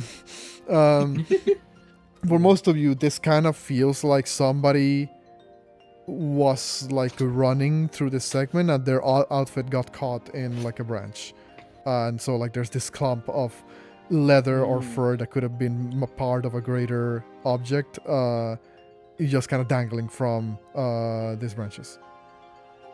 Can Do I Cygnus, know- like, oh, go ahead. No, sorry. Oh, I was gonna say, Cygnus might, like, appear in front of the party and just say,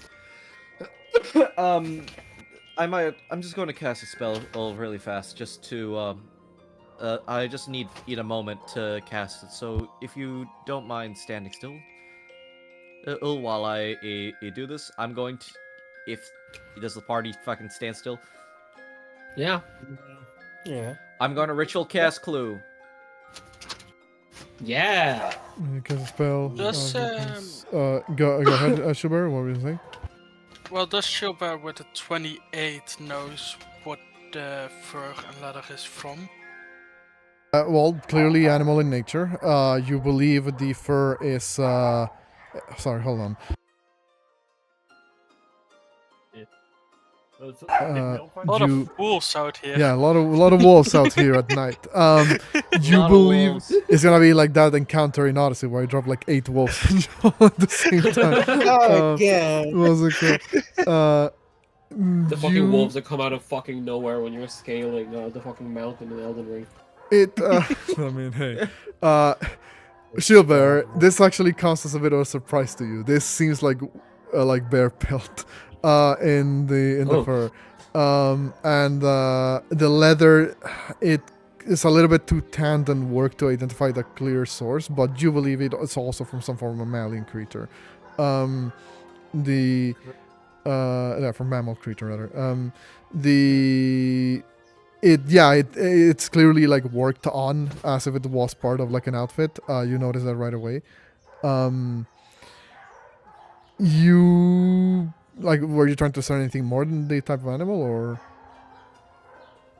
Well, anything I can discern from it, even if there are clues from where it might have been.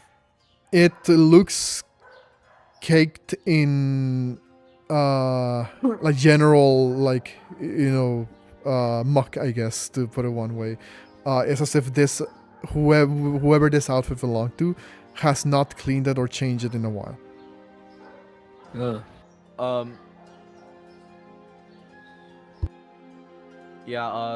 After the ritual's over, can Cygnus check, like, the leather and shit for the, for fingerprints?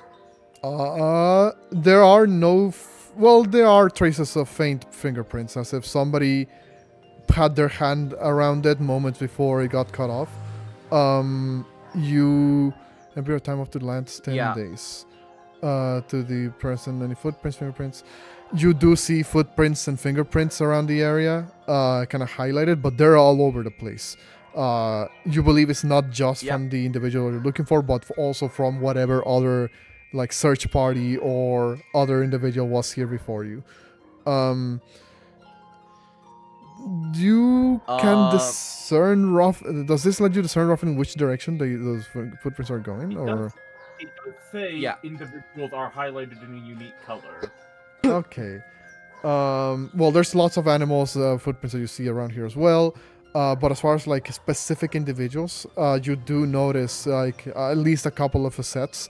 One seems to be leading further into the forest. Cygnus would, like, point further into in that direction to just be like, So far, as I can tell, the footprints seem to be going there. Did we Also- all find this, or is Rock still in the air? Just confirming. Rock, from your perspective, you would be able to see roughly, well, your team kind of moving around there on the ground. You think like if you were close enough to hear the party and hear their findings, you believe Signis is pointing roughly in the direction of one of those clearings, which is a couple more minutes away of a walk. We'll fly up over top, and I asked this earlier in chat. Because I forgot to ask me in roleplay. How would Atlas want Rock to signal the party if he finds something? Because he's up in the air, and he won't be able to find everybody easily. I have flashbangs, but that's pretty much the only visual thing I got. I feel like Atlas would probably defer this to like someone like Valencia, as to like, you know, what signal would be appropriate, because Atlas obviously is still not entirely familiar with the technological level of the fucking place. Signis Like, fucking hands Rock a candle. In the air, up in the sky. Probably prior to him going up there. I don't think it'd be the most. Like, he's got a lamp. I feel like it's either just a bright flash just to quickly let people know, or he could just do bird call because he's a bird. I mean, you know, like, again, as I said, Atlas would defer to Valencia. That's what I said. A bird call ought to do the trick. If we don't react, then use the gestures at your potion. Rock will fly over the clearing, and would I need to make a perception check to see anything in the area? It's difficult because the canopy, like I said, does get like a little bit denser in certain segments of the forest. But I'll say, what is your passive perception? I think it's a 14. You believe you see a clearing ahead of you, like I'm saying, like a couple more minutes worth of walking, I guess, for your team. You think you see something in the middle of the clearing. Looks like a structure, but it's like really small. Will be at a decently high altitude, enough to where he knows he can make it out, but anything looking up will have a hard time making out him, as he would fly over top of the area. How many minutes of flight would you say I've used? Because I only have 2 hours. I can I'll say you didn't consume. Well, actually, you would have at least consumed an hour worth of a flight, because yeah, it takes roughly an hour to get from the town to this point in the forest, and then would I take. would have walked the party. Oh, And okay. it was, we only flew once we all got here. Rock asked, "Do you want me to search from above?" And then Okay. they said yes. So I'll say like 30 minutes at most. Okay, so that is And 90 minutes. you, I guess if everybody has, would hear, I guess, Dr. Rock, then you would, well, he would tell you that he sees something. And again, Gilbert shared the information with you guys that whoever's wearing this outfit hasn't bathed it or cleaned it in days. And Rock's gonna, That's nasty. Rock's So they gonna- have a vagrant. So we are looking for a vagrant that is even more disheveled than our current one. Interesting. Rock's not making any mention of the structure yet. He's basically going to fly over top and get a view, and if he sees something of note, he's gonna bird call. So he's gonna fly over to the clearing first. make me a perception check. But while you do that, it's for made of bear, exactly. And you guys, if you guys continue walking after Signis finds the casts clue rather, and Gilbert tells you all of this, then you'll take a couple of more minutes, but you eventually will start seeing how the tree line begins to get a little bit less dense, and you will spot the clearing ahead of you after a couple of minutes of more walking. Rock, you will notice that there's a light that is coming from around the structure. You see a figure moving around the structure with a candle in hand or a lantern, something to that effect. It looks like they're holding something, but it doesn't emanate enough light to be like a torch or a lantern. So it's most likely a candle. What's it called? The figure seems to look around and almost like looking for something or someone. Before very quickly kind of like moving forward towards the front of the structure, which now that you get a closer look at it, appears to be some form of a shack or cabin, but it's like really, really small, like a type where only a single person would be able to live in relative comfort. Hmm. Is it described as the hunched Oh, okay. figure we were told about?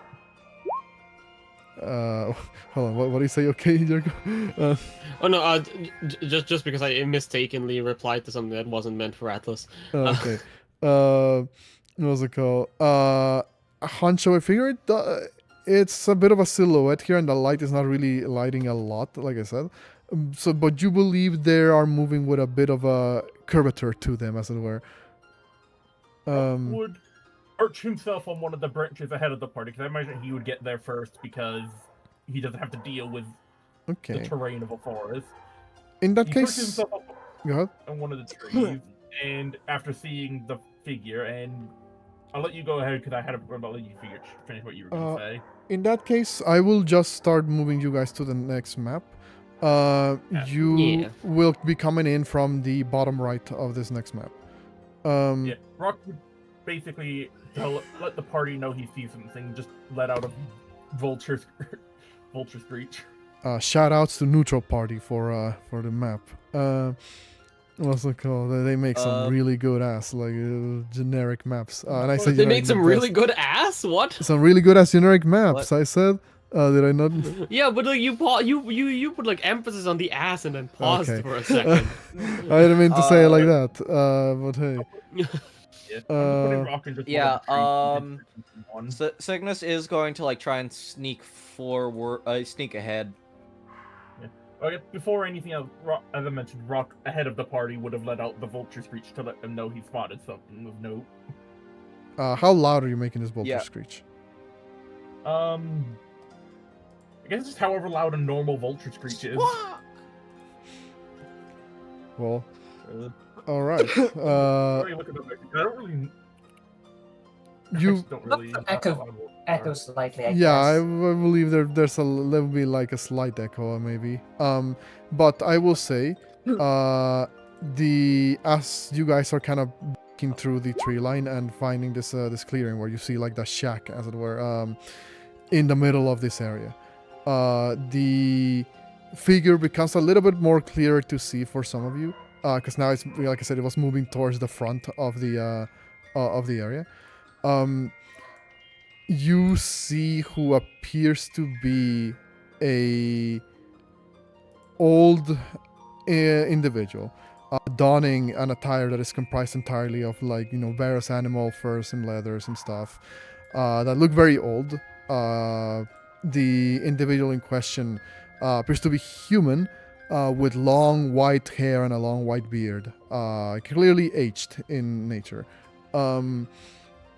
The individual seems to be walking towards the front of the shack, looks around, sees you guys come from the path, and then immediately bolts inside the shack while huffing. Rock, you who are a little bit closer, you actually hear him mutter to himself something before closing the door. Something along the lines of, "Oh no!" And boom, the door closes. And Atlas and Shieldbearer will see a shimmer appear from the door after it closes. Like a veil Atlas covering the door. Go ahead. Will raise their hands and just say, "Awaiting approval for scorched earth operations. The house is wooden. They will die inside." Not approved. They did not see. Let's They knock. did not. Let's knock and talk to them first. They did not seem hostile. Might be best to try for diplomacy rather than. immediately jump into conclusions.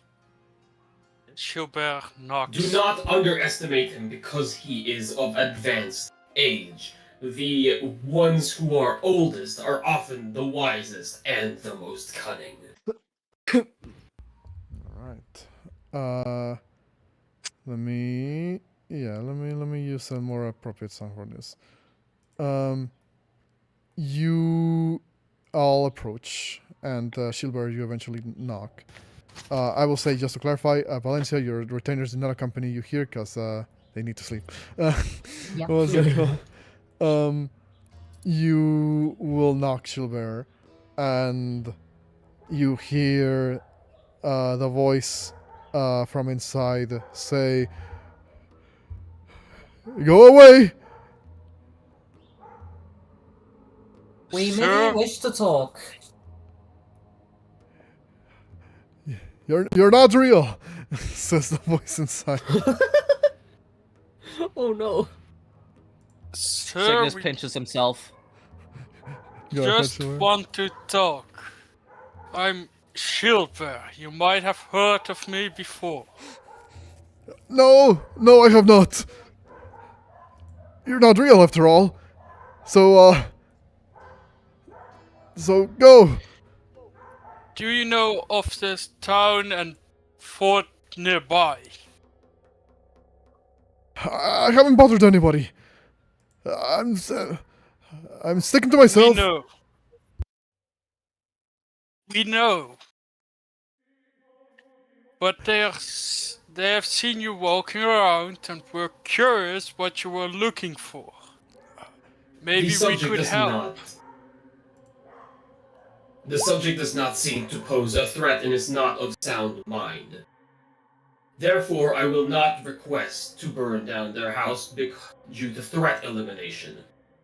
Awaiting approval to burn down their house is an act of euthanasia. Jesus. Denied. Understood. We can help you find what you're looking for. Cygnus is just going to, like, as, like, AR starts, like, rattling off about that, Cygnus is gonna be like, sorry, Atlas, but, maybe let Valencia and, Shieldbearer and I handle this.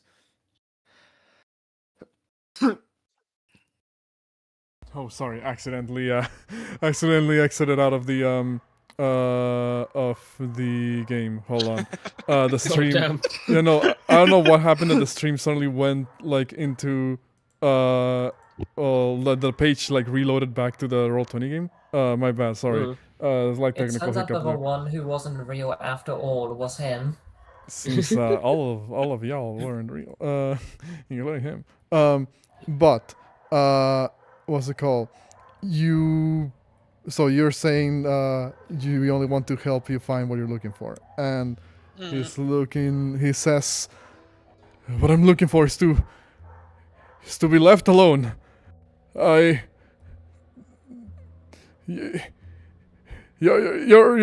not supposed to be here." Sorry. Why not? There's a pause. It's very quiet. Almost as if he's refusing to answer that. And then he says, You're just not, okay? Is there something out in the woods that we should know of? You, he says in a very desperate tone of Us. voice. Yeah.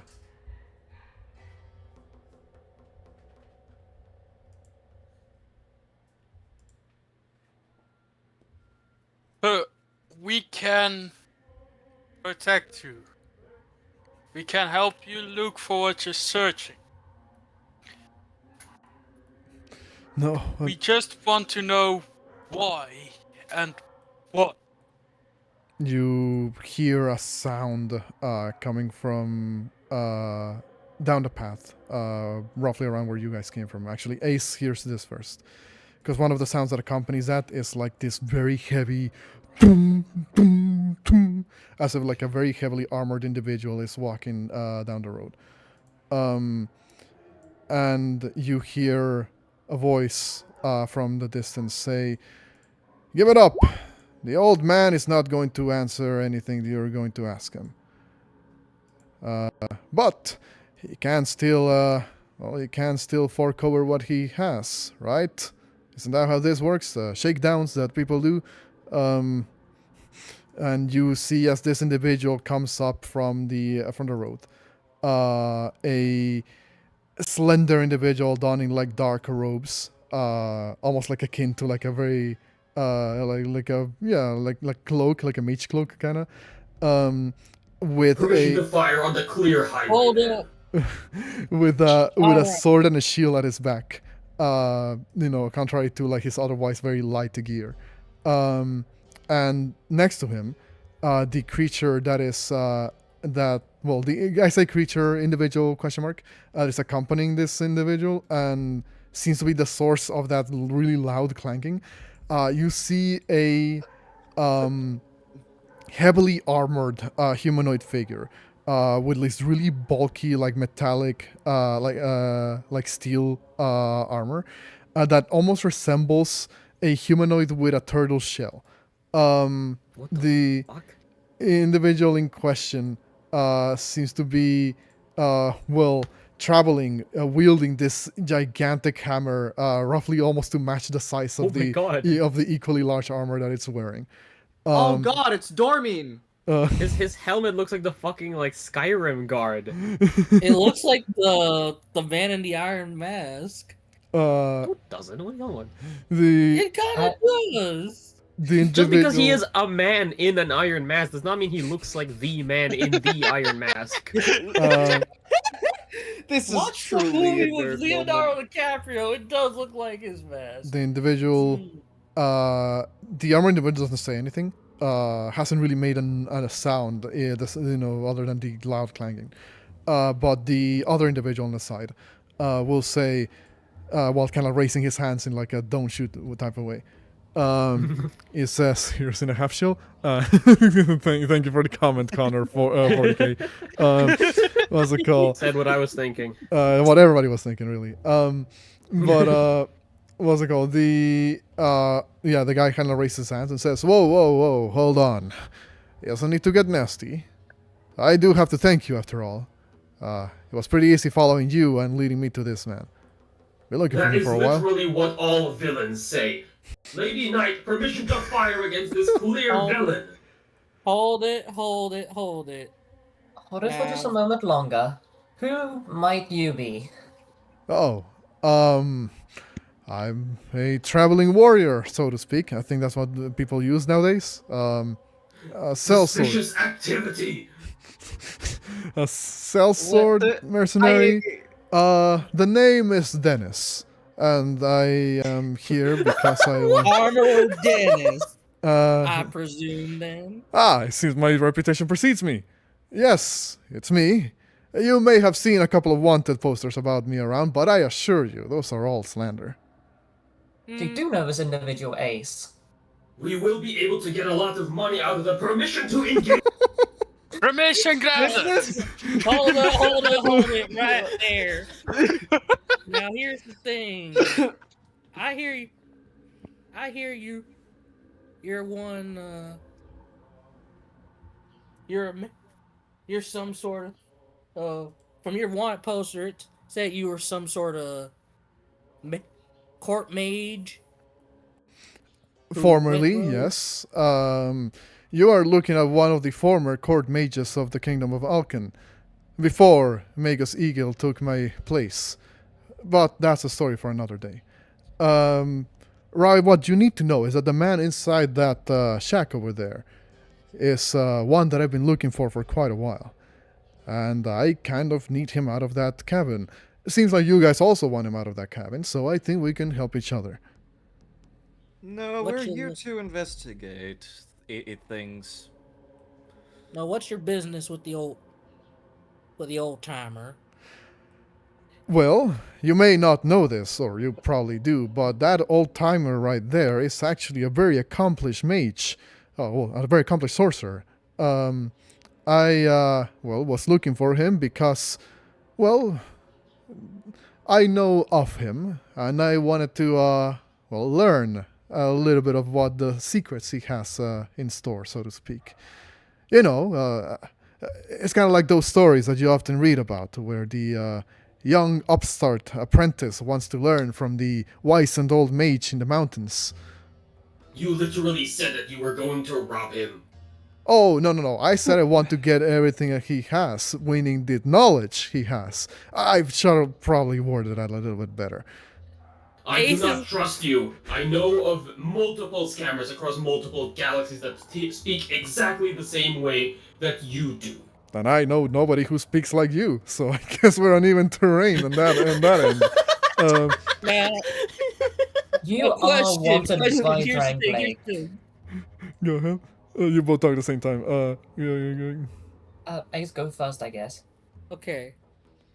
Oh, well, this is an out of character question. Was this a wanted dead or alive bounty for Mans? Yes, it was. Well, actually, no, it was a wanted alive. Damn bounty. Now. All right, so you're out here looking for your sorcerer's secrets or whatever for wizards to do. Now, here's the thing. We can do this the easy way. Cause your bounty cause the folks looking for you want you alive. They ain't say how bad.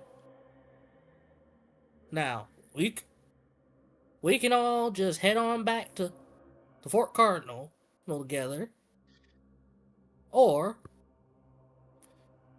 And Ace kind of like get into that gunslinger stance. Okay. I see you guys are really keen on taking my bounty, but what if I told you that the man inside that shack is worth way more than I am? Then we will cash you both in. Well put. Truly. At this point, like, you hear the voice from the old man saying, "Do not believe him!" And Dennis says, "Why, you may not know this, but I have it in good authority to learn that that man inside that shack used to be an apprentice to none other than a very powerful individual. In fact, they say that he was actually, well," and right before he finishes that, you hear the voice of the old man saying, "Stop it!" And the man says, "Right, well, where was I? I have it in good authority to know that this man was working with some very powerful individuals. Now, I could start naming names, pointing fingers, but I think we more than did that already." Right now. He looks over at you guys and says, "What you must know is that the man inside that shack is not a good person. And I'm actually doing a favor to you by being here.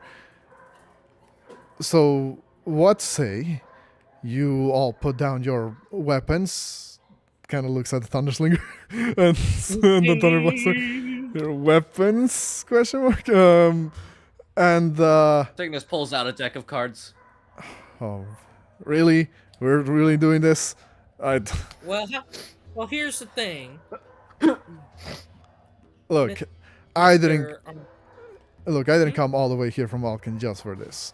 I banked a lot in finding this individual right here, and I'm going to be honest, I don't really want to go back empty-handed. Go ahead. Well, that makes two of us. You literally just walked 2 miles. Well, here's the thing. You don't know that. Also, go ahead, Robert, you gonna say? Out of character, I'm gonna test this guy's constitution because if he has a shitty one, I have the perfect way to capture this man. I have an oil of target. If he fails to save, he's unconscious for 24 hours until he takes damage. That's literally the only way to wake him up. Like, here's the thing. You get the impression, like, Ace is getting ready to, like, do the sort of, "Hey, I'm calling you out, mofo." Also, before we continue with this, Valencia, you were gonna say something to Dennis. Yeah. Yeah, you were an enemy of Drangleic, is how you started it. Yeah. You're an enemy of Drangleic. We shall send you to Fort Cardinal, at which point the Fort Commander shall decide what your fate will be. Well, That is not for us to decide. you do know what they say. The enemy of my enemy is my friend, and I can tell you right now that I hold no more allegiance to Alken than I do to Drangleic. So we can probably cut a deal, right? I have lots of things that I'm certain that people from Drangleic would want to know about Alken, and Can I roll insight? sure. You can tell those things to the Fort Commander. That was a shit insight roll. Yeah, you're not sure. He's certainly keeping his cool in the situation, like despite being clearly outnumbered. So you, same with you, Valencia. Like the man looks like he's keeping his cool way a little bit too much. Damn, yo. Hold up. Also, I'm hold on, gonna please. give Valencia bardic inspiration. Damn. Everybody's Here's the thing. fucking Giving doing Here's the Uh, thing. I'm giving Ace is Valencia so weak. bardic. How much is that? 1d6. 26. Also, shield bearer, the armor soldier moves in between you and Dennis when you get that close. What's it called? Dennis looks over at you, shield bearer, and says, "Oh, hold up, big guy. There's no need to get to make things any worse than what they are." And also with a 16, whereas everybody, you guys all believe this guy seems suspiciously calm despite being outnumbered. Valencia, you realize that he might not actually be lying about knowing things. What's it called? He's clearly getting nervous, as you would in this situation, but he seems to be relatively confident in his abilities. He may not be intending to fight to the death, but he is certainly, something about his stance tell you that he is willing to put up a bit of a fight, if necessary. Here's the thing, Dennis.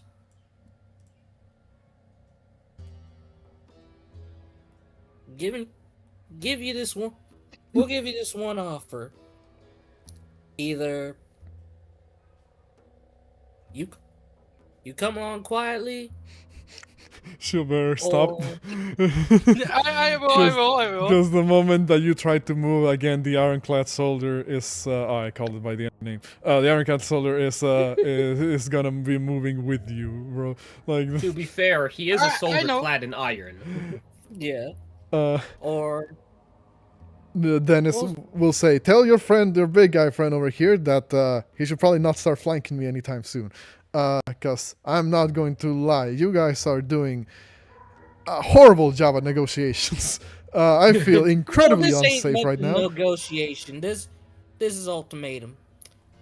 Now, either you come back in one piece, or you're coming with us with a few broken bones and bruises. I tried way too hard to get to where I'm at. I'm not going to just about give up now, and I'm going to be honest. I may not be able to beat all of you, but I will certainly not make this easy if you decide to go the nasty way. Well, how about we see how good of a mage you are against him? Atlas? And Permissions now, engaged. we roll in. Finally, you all talk way too much. Bring in Ace. Ace is calling him out for like the challenge. What's it called? The Company of Champions challenge shenaniganry. Like, hey, I'm declaring the 1v1 against this dude. Well, no, he is not part of the Company of Champions. He's gonna say "fuck you." I'm not doing that. What's it called? We are ready for this. Armor I'm Dennis. fucking not. I got like really shit initiative, even though I have a +5. He will to it. get to add a D8 What the to fuck? that. He's a blade singer. Because of Gift of Alacrity. Oh, gift of the Lacrities. Damn. Well, 10. friggin' You got a 10. 4, 6, 7, 8, God, 9. I swear, I have a +5 to initiative. I'm so mad.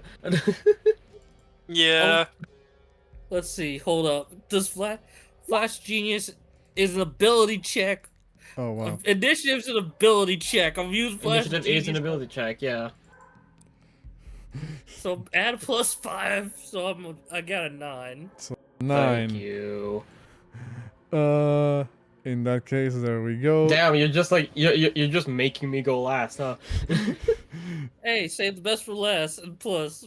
All right, let's switch over to more appropriate music. I will say we are getting a little bit closer to your usual end time. We did start a little bit later than usual. Do you guys just want to do the first round of combat and then we'll see how things go? Yeah, let's do That's that. fine. Yeah, sounds good. That's fine. Okay. I don't mind continuing, but that sounds fine. Okay. So let me reorder this so that everybody's in the correct turn order. You guys. Honestly, it would be really funny. Just throw the oil of Taggart. You are up. Dennis, it's gonna be a quick fight. You're up, Rock. Let's see what you can do against Dennis.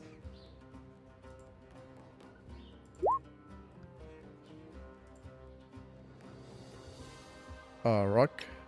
Venom Bomb. 23. Does that hit?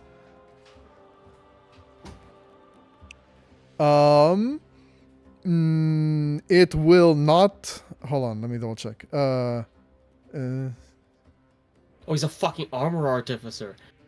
No, I think he's got Gift of Alacrity, so he's a That's an no. Gift of Alacrity is an artificer spell, isn't it? Really? And wizard. Bladesinger wouldn't make sense if he wielding a shield, which he is. Okay, so even if he uses reaction to cast shield right there, a 23 will still hit. So I miscounted the actual amount of armor he had. He has to make a con save, or does he just take the poison? Con save, and he takes half of the... Requires a con save. Each creature must make.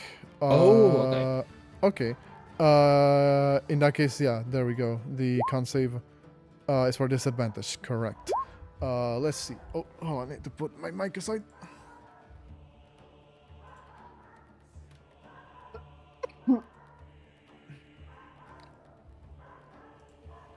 All right. So, con save from armor. Dennis. Faced with a 12. Throw the Taggart. What the hell? He says. So, Could you 13 points. please not stand in a line between me and the closest wall? The closest wall's over there. No, No. for him. Does he want shield bashing? For me, is this. Okay. It's just like, please stand In that one case, make me an place. attack with the thing. Rock. Oh boy. Fun fact: you technically don't even need to attack roll with the oil of Taggart. It's the contact one, which means you can just fucking touch him with it. Yeah. Yeah, but he's applying it with his needle. Yes. And now he will use his reaction to cast shield. You see as Armor Dennis sees this attack happening and creates this barrier around himself to cover it. You're not gonna get another one of those for free, he says.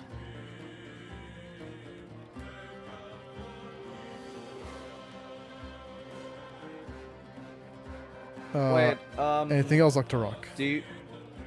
Okay. Thank you. Okay.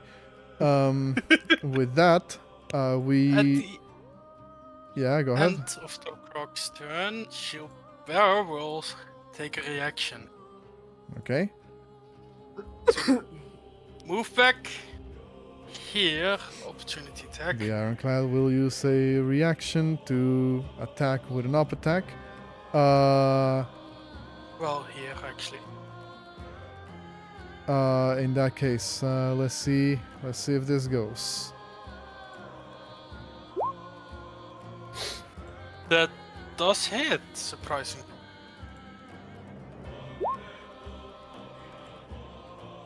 Top points of bludgeoning damage, and you get pushed back an additional 5. Oh no! What shall I do?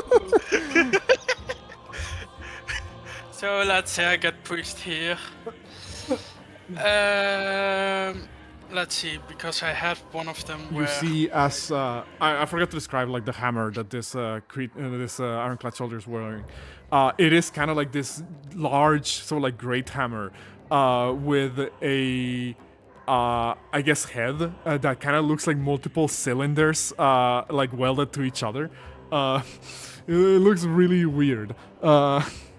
The creature, when you move away, like just swings wildly and hits you, strikes at you, dealing damage, and then seems to not say much again. Doesn't even make like a grunt of effort when swinging.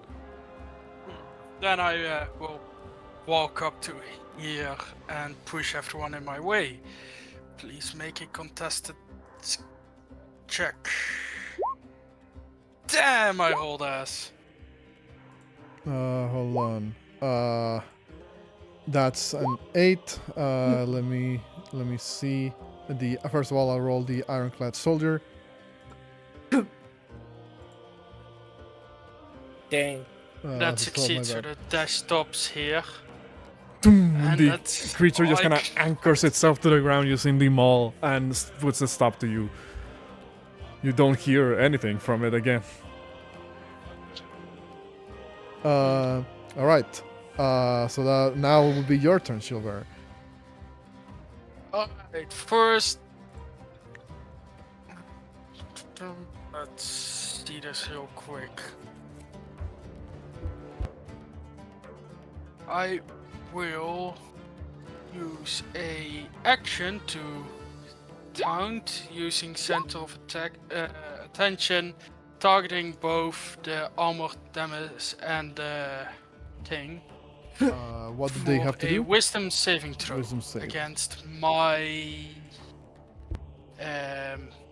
strength, charisma, check, intimidation. So 16.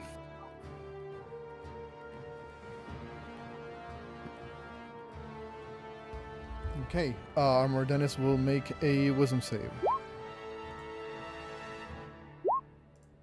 Dang. And then the ironclad soldier will make a wisdom save. Haha! Oh wow. Does it mean like is it like a frightened effect or what? Let me read real quick because that I almost never get to use this one. On a failed save, you provoke an opportunity attack from the target, and the target has disadvantage on attack rolls against creatures other than me for 1 minute. Okay, so the ironclad soldier just has disadvantage on anybody that isn't you. Yeah. It's just the taunt. All right. Once the effect ends, the creature can attempt a saving throw again at the end of each of its turns, ending the effect on a success once the effect ends.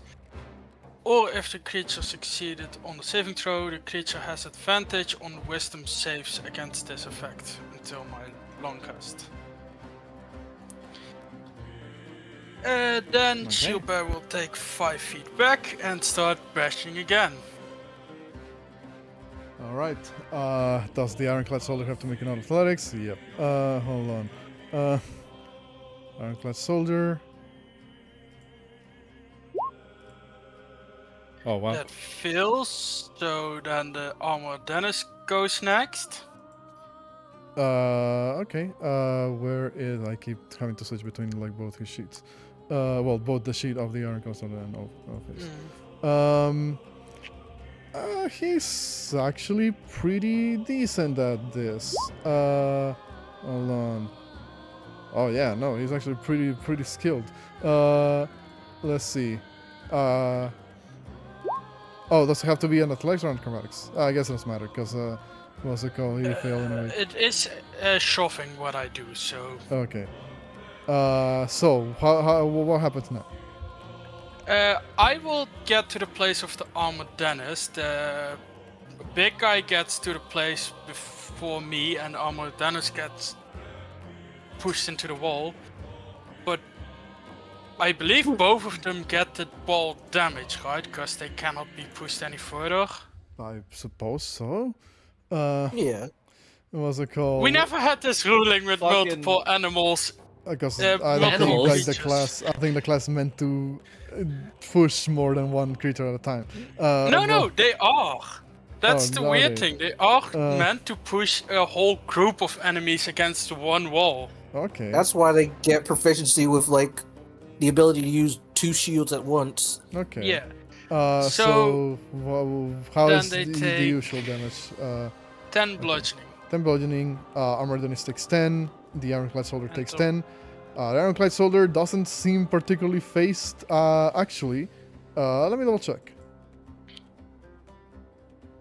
If it's like old school knights where bludgeoning okay, no. damage Never mind. hurts it. Bludgeoning does work. I'm just gonna let you guys know what the ability this Ironclad Soldier has. What's it called? Oh.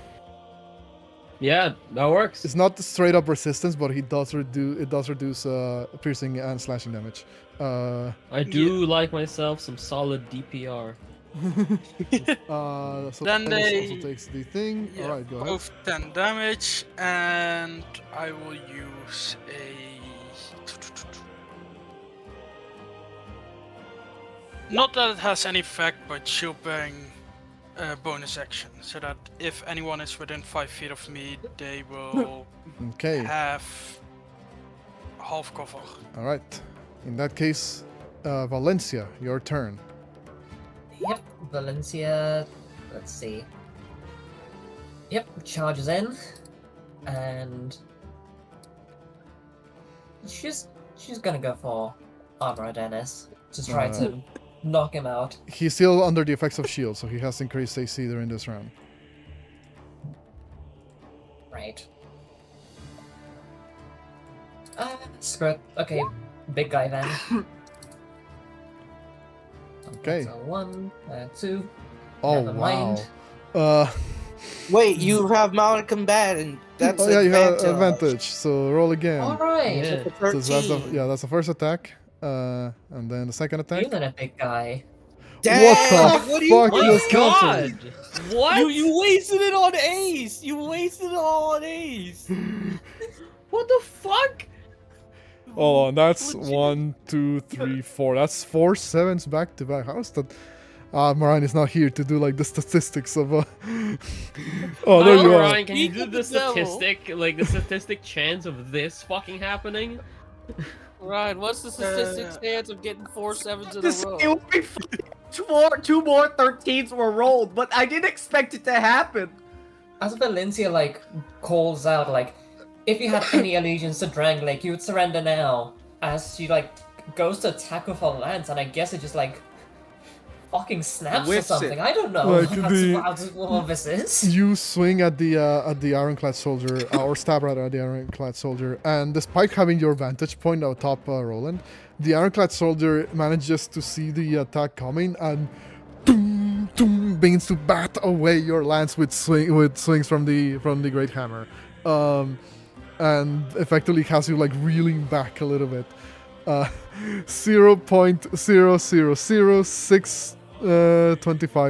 0.0000625% in chances of doing that. Well, Oh my one in God. 1 in 160. Oh man. Anything else, Valencia? I think I lose this round. Yeah. Damn. We're both prone, and at the start of Armor Dennis' turn, I will use one reaction to move back and bash again. Okay. And the Ironclad Soldier has to make these check again. Sadly, that being prone doesn't do anything. Well, I don't think they can Armor beat Dennis that. as well. Oh yeah, Dennis does have a +7 to acrobatics. Yeah. Wow. By just Oh, short. Phil, now I have a question. Because they're both prone already. But one of my ability allows me to push them 10 feet further. Does the same They- rule apply as falling damage that they take 1d6 more? I mean, they can't really be pushed further. That's the thing. You're basically No, squeezing the- both of them against the terrain. Yeah, does that make it 1d6 more of squeeze damage instead I'll of say falling just like damage? 1d6. Yeah. Squeeze damage. I will say. Alright. So that's this plus. Oh, you were referring like in addition to the rampart charge? Yeah. Oh, If not, that's fine, then just ignore the 5, but like we'll add the rampant charge damage for the time being, for both of them, I guess, because they're both getting pushed. I'm not entirely sure that does the class say they also take like falling damage? no, it's more they get technically pushed 10 feet within the wall. And I know that falling damage 10 feet equals Yeah, 1d6. but like they're like the wall is kind of like solid, rock at Yeah. the moment, so like they can't really be pushed. That's fine. All right, so you run up and once again gain a bit of distance and then move back, crushing Armor Dennis against the ironclad soldier. You see as Dennis kind of makes like the sound of pressure as his chest is being like compressed by the ironclad soldier, and says, "You stupid construct, earn your keep." I thought he said something funny. I think you were gonna say something else. Okay. About to say fucking clanker. No, that's not what I thought he was gonna say at all. Well, I mean, I don't know what you thought he was gonna say, but don't repeat it just in case it fucking gets me banned. So, Their speed, both of their speeds become 0 until end of turn. okay. Dennis is going to look over and say, "I don't need to move." You see as he pulls out his sword, which appears to be like this long, thin, like blade with a blue handle. And he kind of begins to swing it around, and a blue aura begins to emanate from the sword. Is this a weapon attack? No. Whoa! You. But it fucking is your wizard. first introduction into a setting spell. Yeah. Hey! Is he part of the fucking way of the blue? No, not really. Ooh, hold on, where did I put the my handouts for spells? Spell, no, not Is spell glintstone a markers. thing in Dark Souls, or is that just an Elden Ring No. thing? That's Elden Ring. Yeah. Okay, gotcha. Would be really funny though. NPCs. Oh, where did I put like my spell handouts? Oh, I'm looking at this from the fucking perspective of the audience. Oh, I'm a dumbass. You see, that's why I couldn't find my handouts. You see, yeah, he kind of points. Let's see, who's he gonna hit with this? Can't really hit Shieldbearer because I would hit the Ironclad Soldier as well. I need to measure this out in a line. But I will show you the spell that he is currently using, because it's a pretty high level sorcery. He is casting the 4th level spell, Soul Spear. Oh no. Sorcerer, wizard, Oh. warlock, and bard. Hey. Ayo. It is I could basically use this. it is basically a forced version of Lightning Bolt. What's it Yeah. called?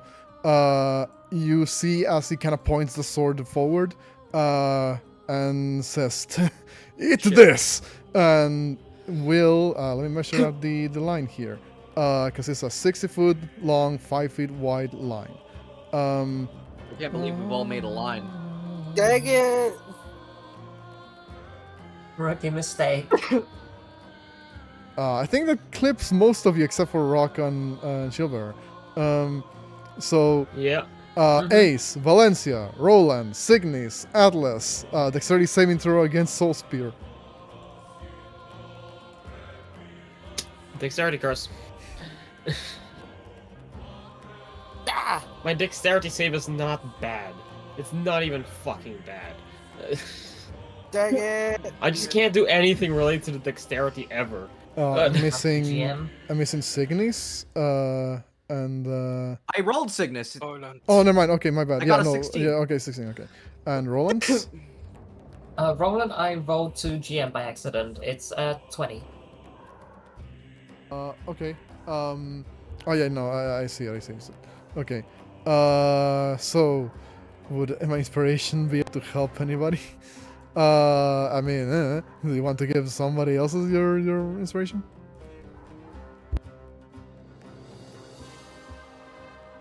Yeah, like it's up to you. I think Ace needs it the most.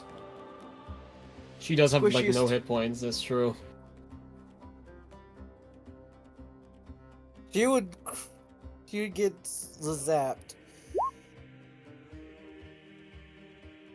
So Ace can have my inspirational. And Okay. So let me see what the saving throw for Dennis is at the moment.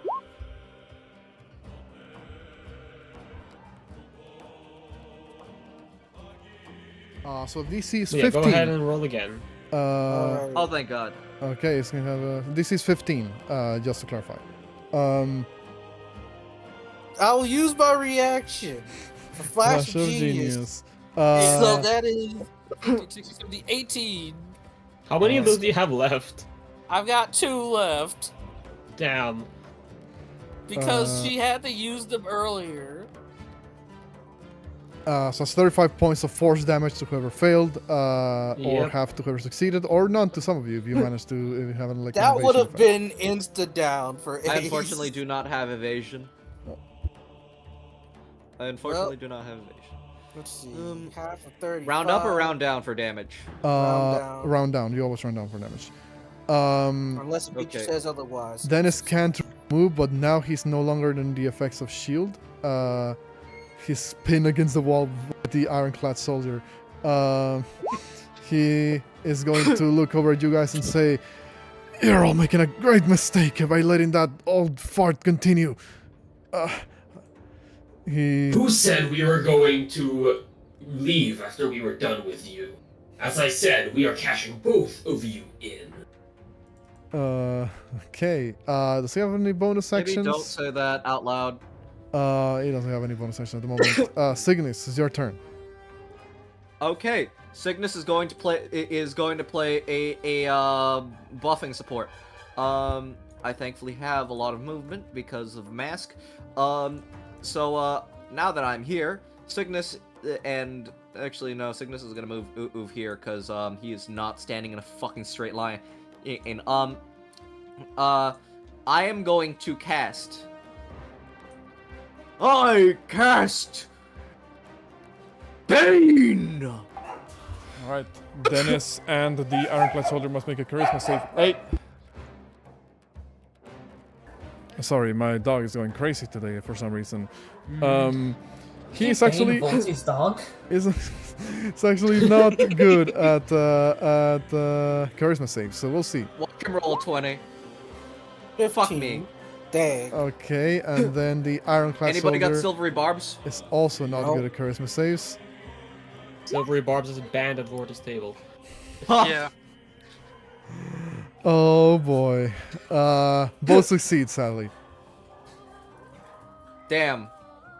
Anyways, bonus action, Bardic Inspiration on Rock. We need to get that, we need to get that Oil of Taggart in. Okay. I mean, wait, what the fuck are you talking about? I don't think the Oil of Taggart still requires like a DC 13 con save. Like, the Oil of Taggart is not a trump card that as you think it is. Never mind. Hmm. Then I'm gonna cast. Then I'm gonna use still give it to him. Bardic. Why not? Like, he Bardic can on still... no. Bardic goes on AR because fuck those two in particular. Okay. Mhm. Now, Ace, your turn. Question: what type of armor is Dennis wearing again? He's not wearing any armor. He's wearing a robe. And Oh yeah, that's right. yeah, he has a shield though. Whoa. Hey Dennis, what the fuck that name tag mean? Anyway, so I make armor, I don't wear it. funny thing. Now that Ace knows, oh yeah, you got same little tricks. She knows, yeah, magic missile ain't gonna do jack. So what she is going to do is run 5, 10, 15. How hurt is Dennis looking? He's looking almost about bloodied. Okay. Here's the thing. Question for Shield Bearer. Do we got the okay to friggin' Thunder? Actually, no, we haven't. He hasn't made a deck save yet, has he? As I had to. Mm-hmm.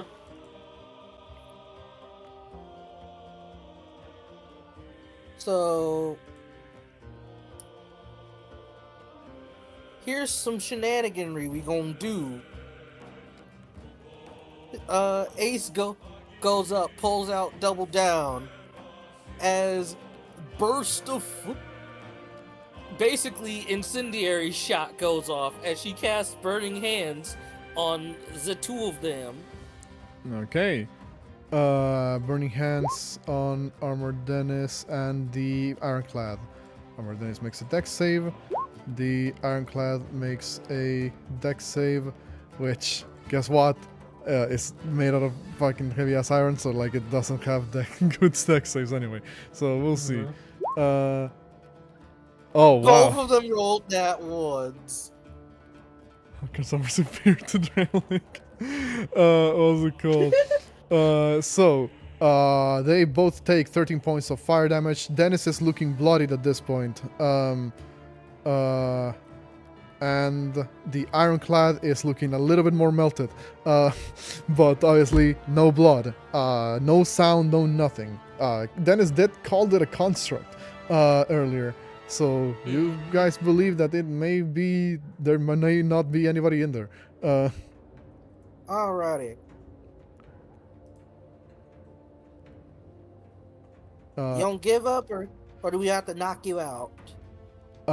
Dennis will say, No, I think I can still pull this off. I respect that. Look at you. One soul spear is all it took to get you guys to be this hurt. I think one more ought to do it. He says, very confident. Well, had a fight earlier, but it is what it is. As a bonus action with Arcane Duelist. Okay. Yeah, it was Arcane Duelist. Bonus action Arcane Duelist because I casted a spell. We are going to go in. Let's see. Not Layla. Actually,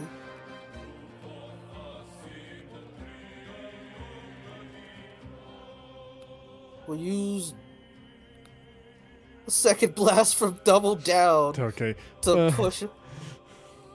So, it's like a strength save, which, guess what, is not particularly great at those either. Wait.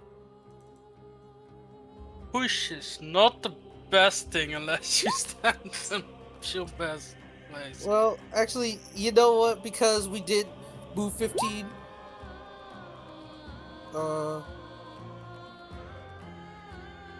20, 25, getting the space of the friggin'. Oh, do you want to move into the Ironclad space? You have to make an acrobatics, because to move to an enemy space. Alright.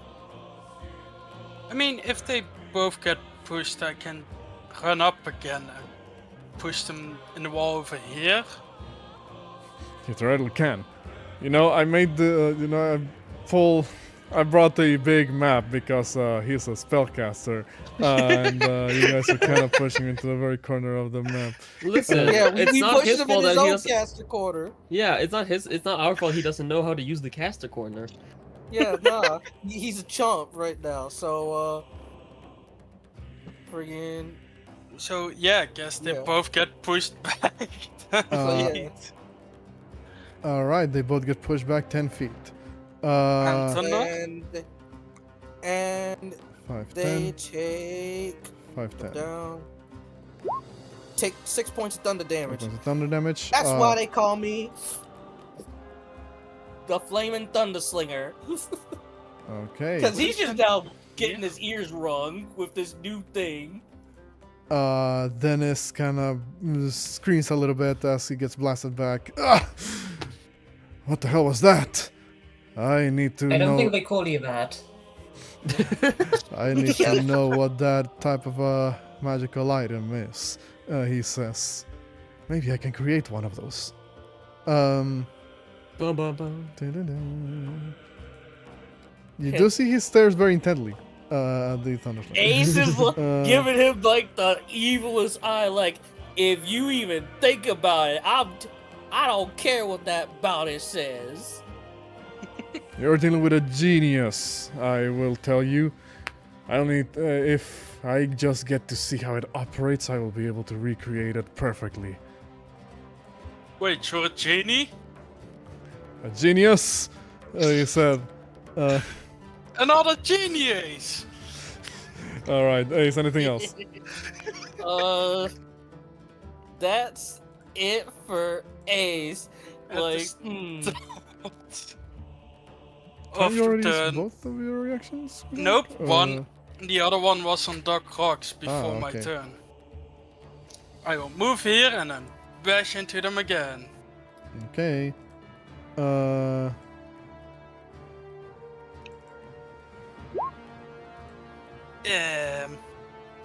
He succeeds. All right. The ironclad soldier stops in its tracks, and stands up. I guess as the movement speed is no longer 0. And He is will, still taunted. yeah, we'll look over at you. Says Dennis, says Ace, says Rock. For the most part, everybody seems pretty hurt, so it's gonna focus on you. You see as it winds back the maul and begins to swing wildly at you. 23 and 11. The 23 hits. Right, you take 15 points of bludgeoning damage, and you are pushed away 5 feet. Take. Where is it? 14! Yeah. And then Hey, all damage negation is good damage negation. then the ironclad soldier moves in the space that it pushed you away from. Okay. Smart. And that's it for the ironclad soldier. AR. Now, commencing Scorched Earth operations, activating Meteor Incineration. We need him alive! Implementation! As they're gonna fly up and land. Is this good? Yeah, right here. So they're gonna fly up like 60 feet and drop right down. So they're actually no. Going to drop here and try to plunging attack Dennis. So I'll place Meteor Incineration down, of course. So I'm going to attempt to hit Dennis. Roll me an attack. 18. He will use his reaction to shield. Okay. As yeah, flies down and so doesn't hit. However, I'm going to deal 66 damage to well, half that to myself, so 20 11. Yeah. And what's it called? The like both the enemies have to make me a dex You save. ignore Huh? one. Huh? Your What? cat boots and such. Your cat boots and ring. Oh right, yeah. Well,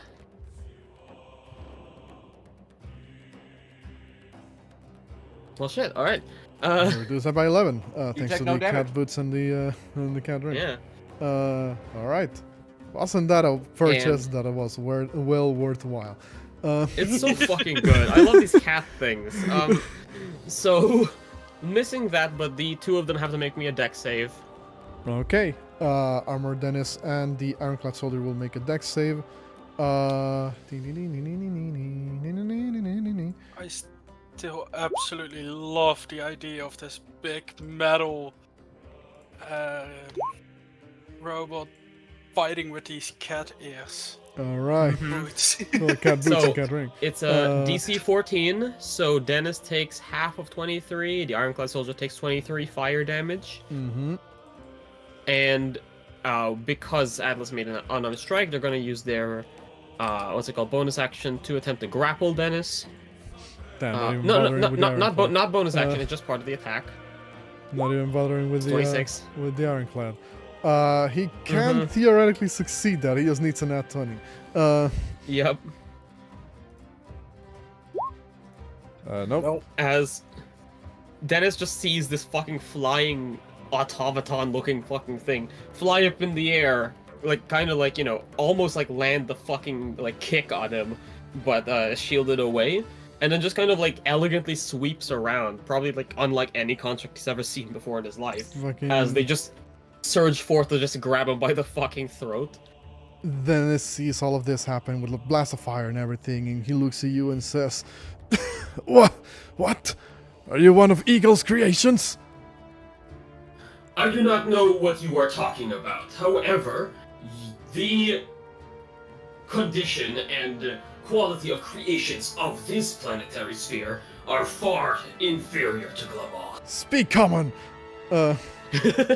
As they're gonna attempt to punch him again with advantage this time. 26. Yeah, even with the shield, that still hits. Yep, so DC 10 con save or get bleed. I cast second level accelerate. Oh, okay. So, how much do I add? Makes it 1d6, I think. 1d6 plus the charisma. Yeah, second, so it's 2d6. 2d6 plus, what's your charisma thing? My charisma modifier is a +4. Okay, so I'm going to so that is going to be that plus I'm going to tick on a let's see.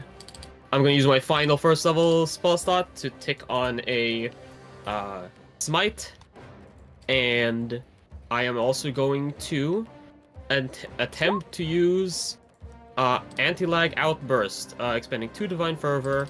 It must make a con save. Okay. So here we go. Armor Dennis.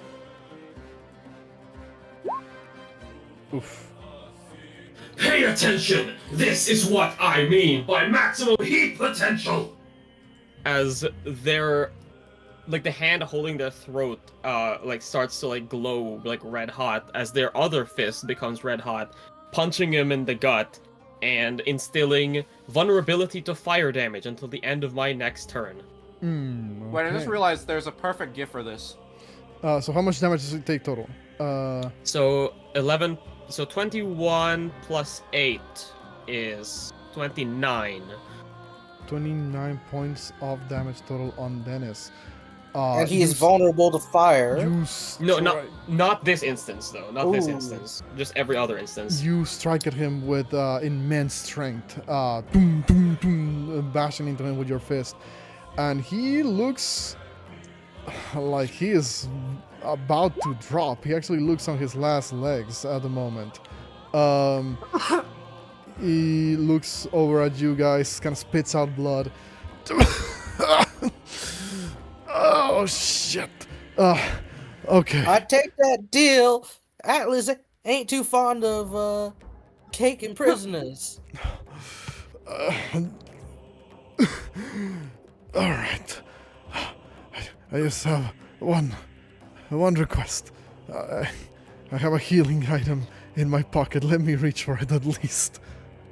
Atlas will tighten the Atlas will tighten like the grip around his throat and says, I do not believe that you are in line or in any position to be negotiated.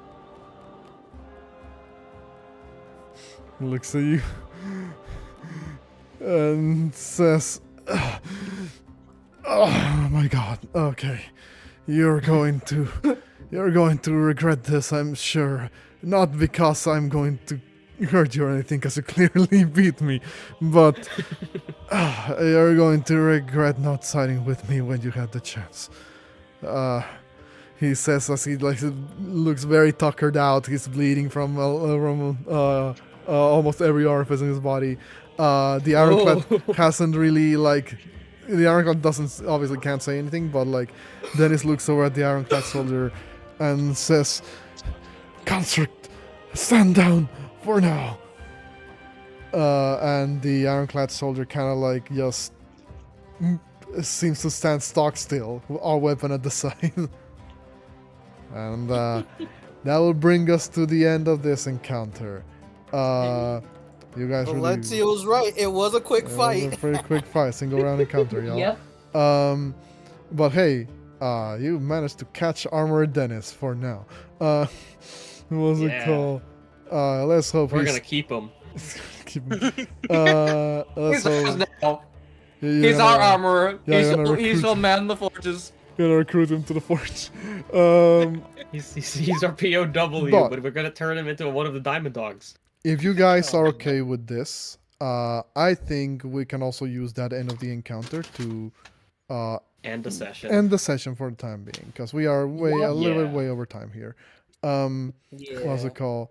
But with that, good stuff, y'all. I was wondering when you guys were gonna get around to, to the actual quests. Yeah. But hey, good stuff, everybody.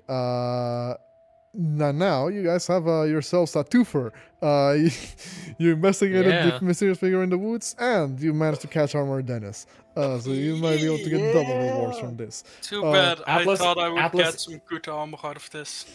Atlas is going to try to burn that fucking hut down next session. I mean, hey. Atlas doesn't distrust this guy. He just thinks that this guy also sucks. And also wants money. I do.